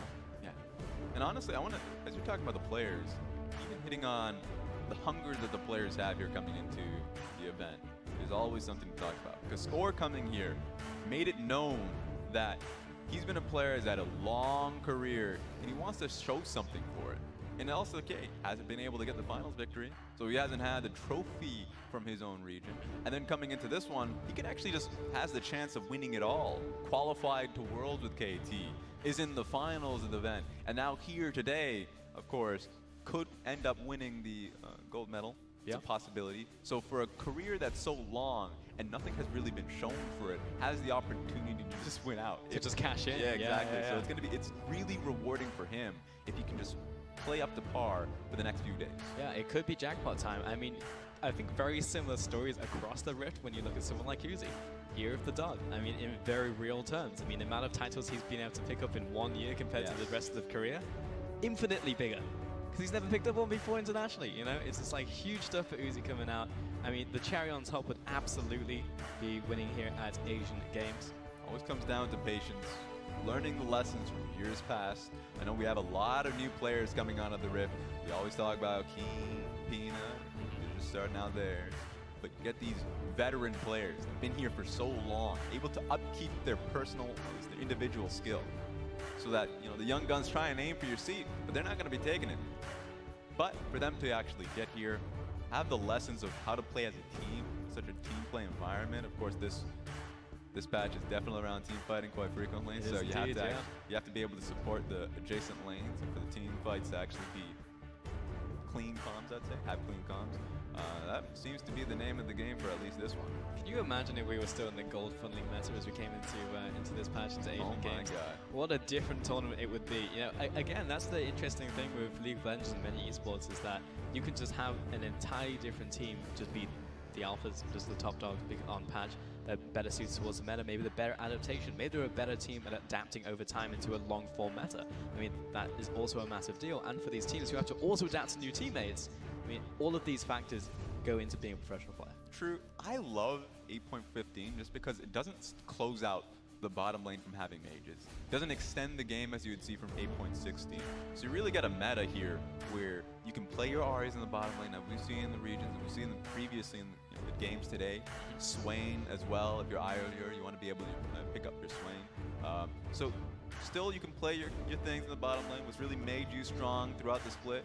Gold falling did get nerfed out, so you really can't go for that one unless if you want to take that risk. And God bless if you do.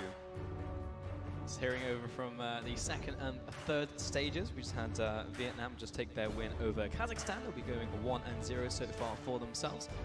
That's Indonesia currently taking on Chinese Taipei. Don't know how that one's going on. I mean, it's still going, so we'll find out the results after that. I'd love to talk about Vietnam because being 1-1 so far, of course, taking the loss to Korea earlier today. Yep. All eyes are going to be on Vietnam because this group is fairly strong. Of course, Vietnam, we know them to be a lot of the players. Of course, the core lineup is literally Evos. It's literally Evos. Yes, that went to MSI in the past and had a great performance. So for them, going up against a lot of these teams, you can and probably will slip up to them. Yep. So taking the top 2 spots in the group is much more harder than you would expect it to be. I mean, they are not a blue shell. They're a contender, They and are. they will be at this tournament. All right, we're back onto the Rift one more time. Hopefully the peripheral issue got sorted out right there. Now 22 minutes into the game. And it's going to be MLXG just serving up the Dragon, though we did have a tower fall while all that was happening. And actually Ruler still pushing in the top side of the map. Yeah, just an interesting choice here from MLXG to go for the Ocean Dragon bot side. The only way you can actually get the Ocean Dragon and not get contested, lose your life first, is if the top side play is happening.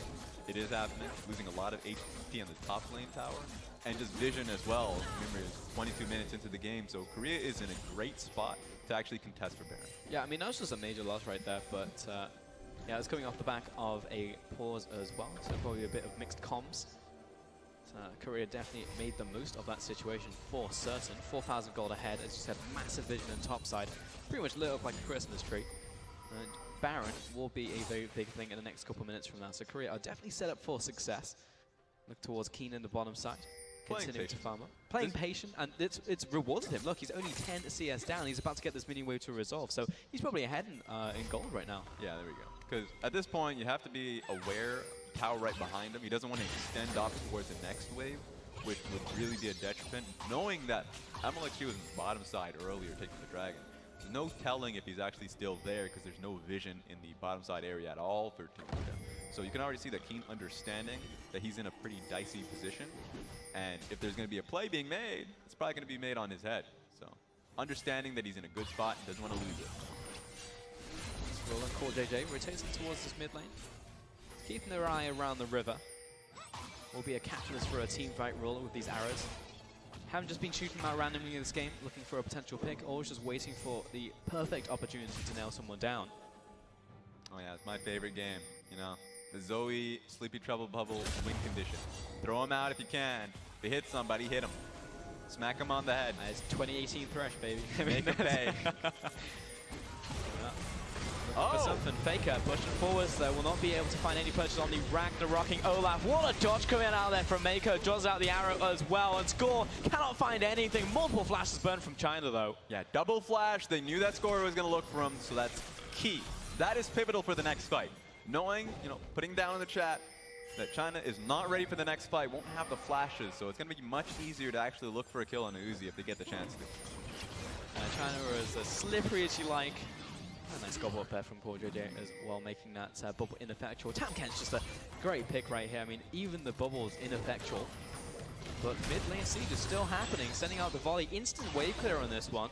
We'll see what China have in the next minion wave, but I mean, he might have to defuse. Right now, just playing this arrow, and Faker is moving towards the top side. He actually might just carry on pushing this wave. Yeah, so there's no way for China to actually continue to look for this tower, because if they do, that top lane tower has already been primed and ready. Oh, here we go, though. Predator being popped.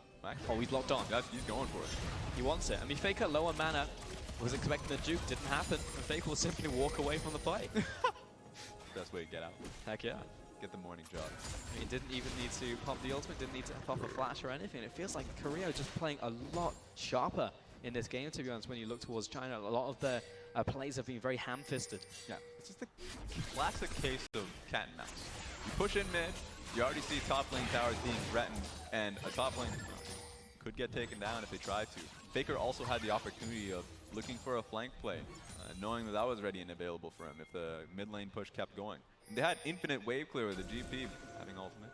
The barrels are strong as well, yeah, as the Sheen, as well as the Yomu's Ghost play. So it's just very difficult for China to actually look for a play mid lane if Korea is grouped on top of that tower. Yeah, it's surprising though, because we haven't seen China even look towards playing around power spikes, you know, and that's just a massive thing for the region in general, especially when you have Uzi on your team. It's like, all right, guys, I'm 2 items. I got the Gwintus, I've got the Stormways. Had that for a good 6 to 7 minutes now. It didn't look towards making a play. Just carried on farming. There was never any proactive play utilizing Uzi. It's very hard, because if they're trying to look for a play around teamfight, sure, he has the 2-item power spike, so he can actually get both his E and Q evolved. Looking for a dive here. This is their way to get into the game. They're setting up, the killer instinct is there. One Keen more. trying to kite backwards, but he is a fast gangplank. This is the day that you almost called Camjack Keen. And no way you can touch him. That's actually 3 people bottom lane. So Korea, all focus around mid lane. What's the play here? We're all around Baron. You can start it, but it's giving time for China to actually respond. It's fairly squishy Gragas, so he doesn't want to be the one on top of it. He's gonna blow a blue thing. I'll get him! Oh, he found him on the body slam, and he was stunned when he got out of that portal, but he's still going to be able to dip and dive away from this one. I believe top lane tower just actually fell during the chaos there to Faker. Korea still winning out of these trades. True, but it wasn't as big of a punish as I'd like it. Yeah. Because you saw them all hanging around mid lane. They weren't on Baron when 3 people were bot side. Very close, let's Dicing go. with Beth there, Xie, and it's going to be the arrow connecting onto Mako, but the follow-through still here from Score. He had the ultimate and the flash available if they wanted to collapse, but Korea, they only go for these 100% percentage plays, man. Like, even if there is a chance at failing, just don't go for them after that bottom lane dive. Well, they tried. At the very least, Xie contesting the barrel being placed out from GP, so he can follow up. It's a little bit of a slow follow-up, but I think it would have been able to hit. Now we see that But the fishing. they're fishing. They're really looking for it. The control wards will hold on the top side. It's going to be on China to either get a push on mid lane so they can find and contest it. But trying to contest Vision against a Tahm Kench slow, a Gragas body slam, and you know, there's always going to be a Galio following up. He's incredibly dicey. It's going to have to be MLXG. What's the challenger? Let's go. He wants it, but I mean, Score, he's got a Tahm Kench behind him, and he's Gragas. So it's very difficult to make anything happen, though landing all the skill shots here. Someone's going to have to stand in front of him, give him the axe, and we have another pause. I feel you guys, I feel you. 3 pauses in one game. You know what? Get him to think about the angles a little bit. The wave's coming through. Make the Zoe. Get the paper out. Start doing some math. Bring out the protractor. Yeah. You set up that geometry, man. He's got plenty of time. How am I going to curve the ball around 2 members? I don't know.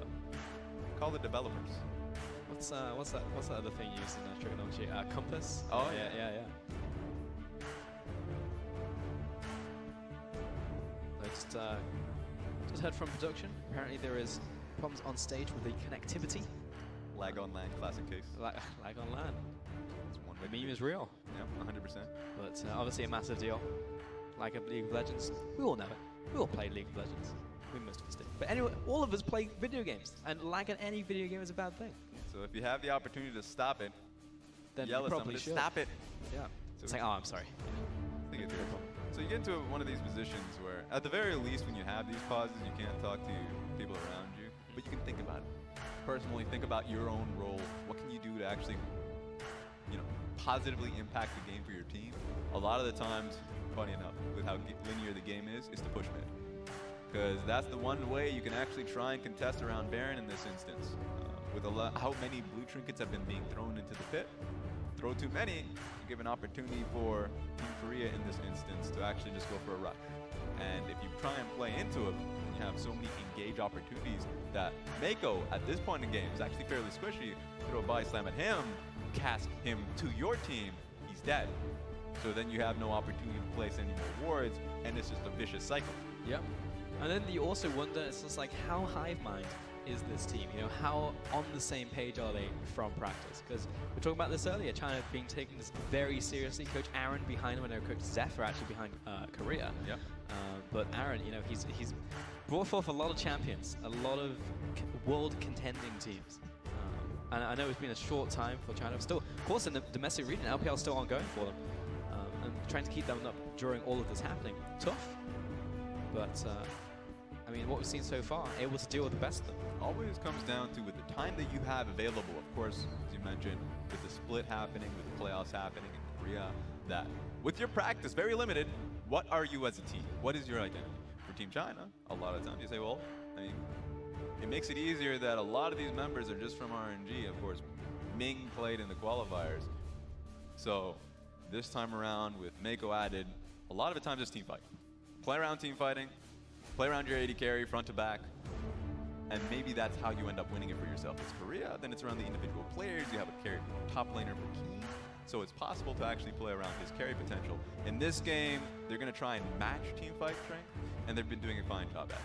Yeah, 100%. I mean, if you're looking at any part of that draft, it was like, maybe you can exploit that gangplank, right? Like, you have an Akali into a gangplank right here, and the gangplank, I mean, you can make serious damage in the early game. I mean, there was an attempt, but it was a 1-for-1 trade, and the gangplank actually comes out laning phase fine. In fact, now he's ahead in gold. So if there was any weak point at all from Korea, it's not going to happen from the draft now. It's only going to happen from the players themselves. Yeah. You know me, you know Mr. Raz. Yeah, of course. I hate Galio. I hate Galio just simply because. Why do you hate Galio, Raz? I mean, you made a mention of it. I'm gonna vent. This is the Raz venting session because a lot of times you're like, yeah, let's actually play towards the top side. You know, let's try and dive the GP. Oh, there's a massive circle being placed around the top lane tower. I think we gotta escape. Vamos, we gotta go. That happens so often a lot of times. It's because you can't push the Galio out of his own lane because he's gone towards the aftershock. This 70 free resistances, you're like, oh, well, we can't really gank that. Yep. And you're trying to make players around him, and he makes the choice either to play aggressively. Of course, if there's a dive happening around Yagus is making the play bottom lane, then he joins in on that party. Or if this, you want to extend the game, you want to let your Ashe get to level 6, I mean, get items as is. If you want GP to get items and be defended underneath his tower, then a lot of times it plays control wards around mid lane, hide in bushes, you can't make the play top lane. Hide on bush even? Yes, I was not trying to do that purposely. But then you can just set the ultimate top side and look for a defensive play, and so it's so hard to play around the pressure that Galio has globally. Yeah, I mean, he's just an unmovable object as well. And like, again, we were talking about the counter pick. I mean, she had it right here. The fact that they were flexing the Akali to top lane, which I personally was not expecting. I don't know if Korea were necessarily, but the Galio comes in, it's just like Galio into Akali, fantastic. But then you have the Zoe coming through, and it's just like, okay, maybe this is a way to open up the mid lane, the fact that we have this camp pick coming through. Again, didn't happen, unmovable object. He didn't manage to run to the side lanes, Galio could follow, so he was like, okay, I guess I'll just farm it out. Galio ended the laning phase with 10 CS advantage. Yep. So the Zoe managed to get nothing done. The rest of Zoe's existence is just being stymied by a Tam Kenshi just walks up, gobbles a target, and it's just like, now what? Yeah. Usually when you see these kind of swaps in pick ban, you would try and get a favorable matchup like a Fiora into the mid lane. We've seen some Fiora Galio throughout the year, that is. We've seen some Darius in the mid lane versus the Galio pick. You try and just hard, demolish it in the lane with bruisers. It's a possibility for you. But the fact that they've gone towards the Zoe here, it's because they wanted to give Xie specifically Zoe. That he's been so strong with it personally that he feels comfortable with it personally. And if you're in a best of one scenario, then you want to give what your players are comfortable with the exception, of course, with the Akali top lane. So there's a bit of experimentation here, experimentation top side, comfortable on the bottom side of the map. Makes a lot of sense. You only have limited games to play. You're in the Korean side of things, that looking down this is very comfortable for you in front to back. I mean, the fact that Faker in his career is actually, or at least in the year, has been known for his Yasuo, his Galio, and then I guess if you can play the regular League of Legends, but a lot of times teams just end up banning 2 of them because that's when he's been the most effective one on those champions. And again, it's also a historical pick for him. At the same time, Xie, shared champion pool, Galio has been a big one for him, Zoe at the same time. And then if you go even further back, and we think back to the old matches of Xie versus Faker, because again, not the first time these guys are going up against each other. I think of the Lucian that came out of Xie, looking for those solo kills on Faker. I remember that specific one on the mid lane tower, getting that solo kill down onto Faker. So these guys, I mean, you put them in a comfortable position, and it could literally go either way, But Xie can step up to the best of them, including the unkillable Demon King in a mid lane. I guess kill him now. I mean, I guess he's trying to go for the unkillable just because they're going to. If he's going Galio, I mean, 100% is going to be unkillable. He's not going to tie lane previously. So. That's a good call. But of course, playing supportively so he can actually enable Ruler in this instance, or top lane pick, because Keen is actually just on fire for the year. So if you light a lamp for him so he can actually lead the way, great job. I just think they're in such a great position that if I were to give odds here in the state of game that we're in currently, I would say 80% chance that Korea is going to be at least taking this one. Just because they have great stance on Baron. And they're going to be playing fishing for a little bit. They're actually, even if they start on Baron, I think they're tanky enough to try and burn through it. I think it's possible. They have Blade of the King, I think, on the bot side, that they can actually burn through it. So they have that threat. they have engaged. We talked about it for so long, so that point is already assured. The only way that China ends up taking it is if they see a mistake being made on the opposite side of the map from G, or if they push mid and there's an opening because Korea then leaves their inner tower just wide open for picking, so they actually have to take the long way around. So there's two of those ways that I want to see China actually go for. Yeah, I think that's the interesting thing in this matchup, though, is because China hasn't been really trying to open up advantage for themselves. Yeah. I mean, the one massive advantage they got was in the bottom side, and that was a massive overextend coming out from Korea. And if I'm likening this to any team, it's almost like I'm watching EDG on stage, which is curious, right? Because you've got Aaron right behind him. It's almost like the fingerprints of Aaron is on this team. He somehow managed to craft an EDG out of essentially RNG. Sure. I think it's always to a point, at least with the EDG compositions, they have push potential on these lanes. Yeah. In this case, that they didn't really give themselves an opportunity to have push in bottom lane, in mid lane, I would say. There were times where it was bouncing back and forth, but for them, they just didn't give them an ample win condition other than team fighting, which is why for me, sure, there's that Aaron-esque composition, but it feels very much an RNG based around team fighting and try and get flanked. So that's going to be what's interesting to me. I would love to see, because we've gone through so many matchups here, what Score does immediately next. Because we talked about compositionally, but the fact that they were able to blow flash 3 members on the top side of the map, and that Grags didn't even have to use his own flash. In fact, he's holding on to the next play that ends up happening, that they can actually look for anyone. Last time they were trying to pick up the Rakan, so Rakan did a good enough job to get up out of there. But that's a very real play that they can look for next time.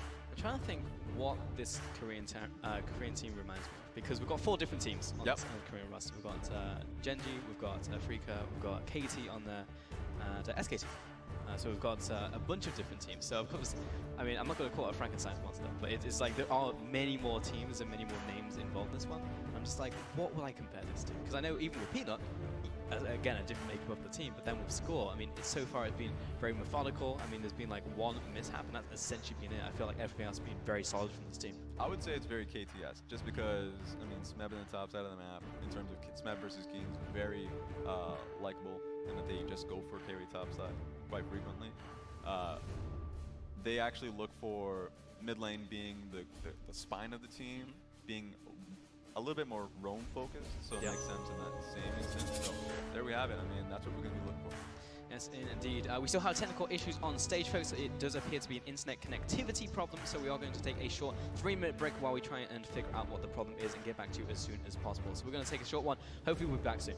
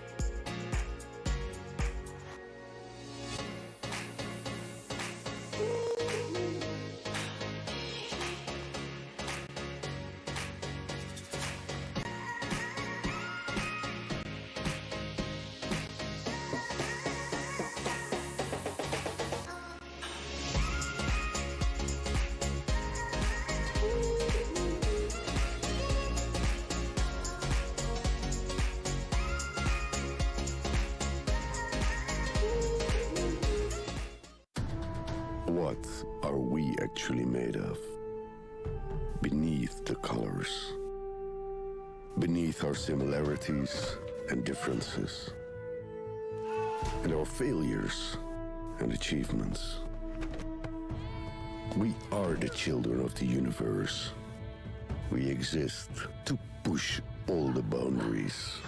We are a never-ending flame. Uncontainable, just like the sun. Listen to our eternal heartbeat as we march to greatness.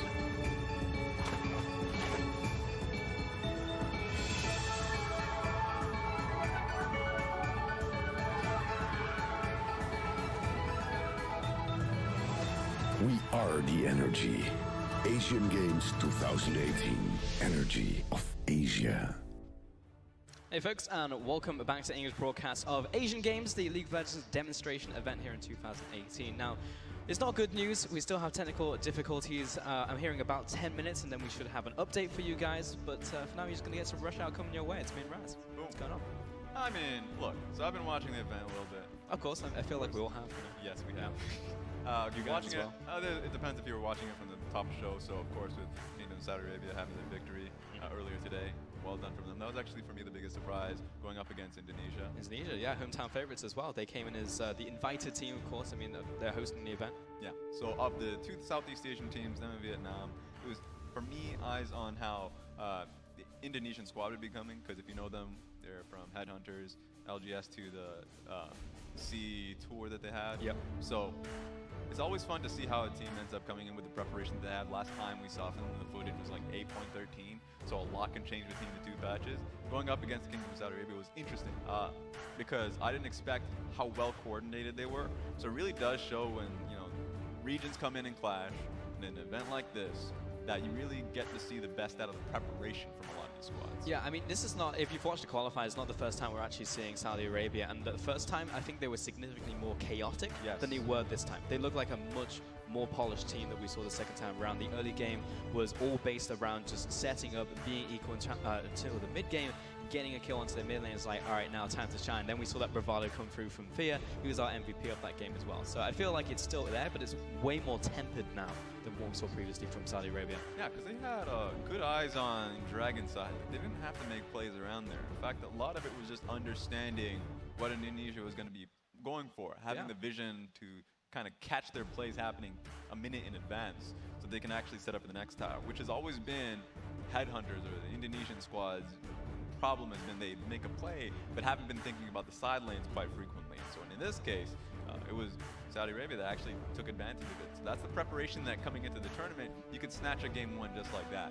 So congratulations to them in the Group B, that they're going to be making that leap or jump towards the top two of that group. And then you look towards this group, and the group of death, I might say. It's always fun watching this one, because obviously people look at this one and say, you know what, two of the teams to watch is Republic of China, and of course Korea. So they look at this one, it's like, well, who's going to be number one, number two? And sure, Vietnam ended up losing to Korea, but it's going to be, at the very least, I think tomorrow, going to be Vietnam versus China. Yes. And that one is such a good matchup that you have to keep your eyes on Ejin and Warzone in that one, because those two members are actually very distinct. And I feel like if you're supposed to cut into any of the strategies of People's Republic of China, it's going to be an MLXG and CA, because obviously they have members in the team. It's actually usually been MLXG and Scedhule. So throw CA in the bunch. Synergy should be on Vietnam's side. Yeah. And Warzone is an incredibly competent player. In fact, shares the champion pool a little bit with CA, bringing out the KSA VS. So that's just a leap in towards tomorrow. I would love to see that match here today. So once that happens, eyes on that one. That should be the decider of the group. I mean, it's worth thinking about, because I think that, like, for me, I think there's a very good chance Vietnam will take second place. And it's just a feeling. All right.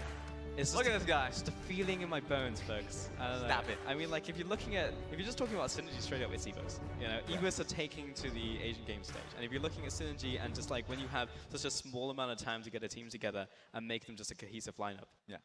I mean, that's just a major boon for you. I mean, you don't even need to think about it going into the qualifiers. I mean, smashed it. And remember, qualifiers was a three-way tie between Korea, China, and Vietnam. And it's not even like there was a big difference between the teams. Korea, China, and it was actually the Chinese Taipei. So Chinese Taipei, of course, yeah. Yeah. Vietnam coming out of a completely different bracket. Out of Southeast Asia, and for them, they're an incredibly bloody team. So actually, if you look towards Vietnam, that as a region, you can already see that this team was carved based off that regional play. They're going up against China regionally. I mean, both these teams are incredibly bloody. Want to look for team fights, so they actually sync up very well. If it comes down to player skill, then it's going to be for me, Yijin versus MLXG. So, I mean, that's all I was talking about. What's going to happen tomorrow? Of course, of course. It's worth looking forwards, though, because, again, this is a double round robin coming into our group stage. It's all best of ones as well. So I think if there's any way that you're going to be picking up wins, it's by striking hard and striking fast, to be honest. I mean, like, Korea always going to come in with a slightly different strategy. Right here, they chose actually to run Score over Peanut, which I think is much slower than if you're looking at, like, a Peanut game. But again, you do want to go hard. And I think for a lot of these teams, especially Kazakhstan sitting in the same group as that, you probably do want to just come with a couple weird picks, you know, to come with something a little unconventional and just, again, it's a best of one. The crazy upsets can happen. We've seen it before in every single stage, even the big stage of the World International Tournament. Yeah, and I think that bringing in Score specifically is great just for getting a grasp of the meta. Bringing in Peanut during the qualifiers is nice just because he's a great carry jungler. You want to be able to put a lot of the gold in his basket. So having him just carry the load on that one makes a lot of sense in that meta, but bringing in, of course, now a much more linear team fight meta. 80 carries are coming back, so you can see Ruler really starting to strive off his Ashe picks. Maybe he picks up Ezreal as the tournament goes on, but we're not seeing mage bottom laners. We're not seeing gold funneling at all. So that just makes it so Score's style of jungling, of being invade heavy, being counter gank heavy, is a lot more viable now. Makes a lot more sense because there are going to be times where you actually break your enemy jungle's ankle, that you can now own the top side of the map completely. Yeah, and again, if you're looking at this matchup specifically, that's exactly what happens versus MLXG. You know, MLXG likes to gank lanes, he likes to get ahead, and what happens? Scores just eye to eye with him. Olaf against Dragonslave. You want to do anything? Nope, not today. Not anywhere in the early game, not anywhere in the mid game. You can't do anything, and that was a major problem because MLXG is usually the catalyst for the early game of the mid game, and for many of whatever Chinese team he's playing on to accelerate themselves into the mid game and then smash a team fight. But we haven't really seen that. We've just seen very airtight performances coming out of this Korean squad. And thankfully for MLXG in this game, he went towards the Righteous Glory, so he's not going over towards his usual Black Cleaver build. Makes sense with how long this game is being extended, so he actually has to be the frontliner for his squad. Walking up forward, he cannot get smashed as you would expect. So good decision from him. We can see later on as the game goes on that if he can actually play, his role changes a little bit from dive focused in the early game to just like, hey, look at me. Not just try and just as much damage to me as possible. Try and expend your Galio taunt on me so I can press ulti. Just expend a lot of resources to allow the rest of the squad, especially the Akali, to get an opportunity to dive in the back.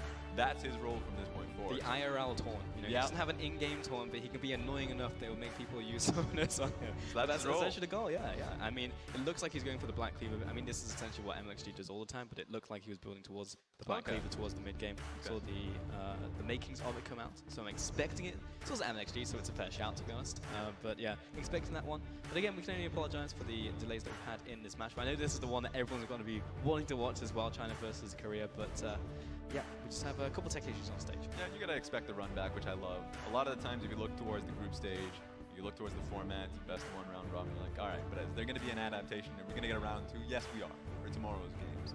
So eyes on towards that one, because with how hectic this game has gone on, for how it feels like Korea really had a number in the pick ban phase, that no matter how this game turns out, the data has been done. Go into tomorrow and the pick ban's going to be a lot more linear, that you might end up seeing the Galio being banned if you're going to try for such a heavy dive composition and you don't want to get easily scouted out like that. Yeah, I actually do think that the Galio was a major spanner in the works for this team, you know, because they saw it come out and it's just like, all right, well, let's flex the Akali to the top lane and then put Xie on a comfortable pick. And he was behind the lane. And it's just like got completely neutralized. So I actually think that, again, we were talking about Faker earlier, and it's just like, what has this champion pool been like for maybe the last like 2 splits? It's been Galio and Yasuo. And yes, he's played some other meta picks, but I mean, why just take it away? Yeah. And especially that's on blue side. The reason why it's been so strong for him when he's been with SKT, it's either support your team fight composition, so your AD carry can actually fly and bang incredible player. In that instance, you can actually do that. Or you can try and put as much gold on towards the Yasuo, put him in side lanes, and it's just let Faker fly. So, in this instance, we're seeing him on the Galio pick. It's working really well for the composition that he can play safe and actually help his team extend the game. But as the tournament goes on, you'd expect to get better. Yeah, 100%. But I think we don't start to look at just China in general. It's just like, I want to see Uzi carry a game. You know, like Uzi's the type of player you put onto the Rift. Same with Faker as well. It's just like sometimes just win a game for you. You know, you put him on like a KSA. It's just like today's gonna be a Vayne game. I'm just gonna win this one. You know what I mean? Like he's the type of player who would just do that. And he's having one of those years as well. Like this is, if this is anything, the year of the dog, year of the Uzi right now. You know, he's popped off in multiple performances. And again, I think that like last week's been a couple struggles for him, at least on RNG. I think RNG's been all over the place. If you're watching the LPL, but as a player, Uzi is just consistently solid throughout 2018. Yeah, and if you look towards what he's building currently in the game, he's actually going straight for the crit immediately afterwards, getting a 2 items. So Quincy's and Stone Razors. Exactly. So if you look towards him building it up, look towards the Infinity Edge, that's going to be a point in which he's actually wanting to pick up the fights because it's going to be much easier for him to shred through the front line. It's great at this point looking for him to shred through the Galio, because once he's able to shred through Galio, it's actually much easier for the competition. But they only have to look towards Galio. Gragas that's built AP earlier on, so sure he's got AP and then magic resist, so it's actually going to be easier to deal with the Gragas as the game goes on. It's a GP. So it's actually going to be all on the barrels to actually create the space for Korean side the moment Uzi gets his items. So if they can extend the game much longer than the Korean team has, then it's going to be great for Uzi. But currently, they got him in a bit of a hole. Bit of a stranglehold. Yeah, you're like, all right, you got this Baron on you. You're either going to contest the Baron or lose the Baron, and then they could find themselves on opposite ends. You already see Faker going on side lane immediately. He has a Baron buff for him. He's not going to be leaving it. Yeah, I mean, that was a problem, the fact that we came out of that last pause, and MLXG was just on Ocean Dragon, and Faker was like, well, I guess I'll take your tower and ward your entire top jungle as Baron spawning. It's like, okay, fantastic, we'll take it. I'm also looking at the rest of the tournament, though, thinking about who's going to be taking the top 2 spots, because, yeah, I feel like it definitely feels like a 3-horse race coming out of that second group. You've got Korea, China, and of course Vietnam coming up behind them. But then you've got Chinese Taipei on the other side. You know, we're just talking about the fact that they were in the group, in the qualifiers with Korea and China. We're expecting them to take the number 1 slot, but from there, the stage is wide open. Yeah, the fact that we got Chinese Taipei in the opposite end, and the fact that Saudi Arabia actually played so well, at the very least in the laning phase, that in the laning phase they can actually trip you up a little bit. So if they end up going into a best-of-3 situation, that'll happen in the end of day 2, that it's going to be really fun to see how they can actually adapt as the time goes on. If they can adapt from game 1 to game 2 and still hold strength around fear, then I think they're in a good position. It just depends who they end up matching up against, because being in the opposite group of Vietnam, China, and Korea is very daunting. Yeah, for sure. And then you're starting to think of like stylistically where they will be able to match up against these guys. But I think that for a lot of these regions with the expectations low, there's a lot to prove here, you know, in this tournament. And I think that you can prove a lot. I actually think that performance there on stage, if you're one of like the 4 hopefuls, you're looking at the very top right now, you're probably looking at me like, maybe it's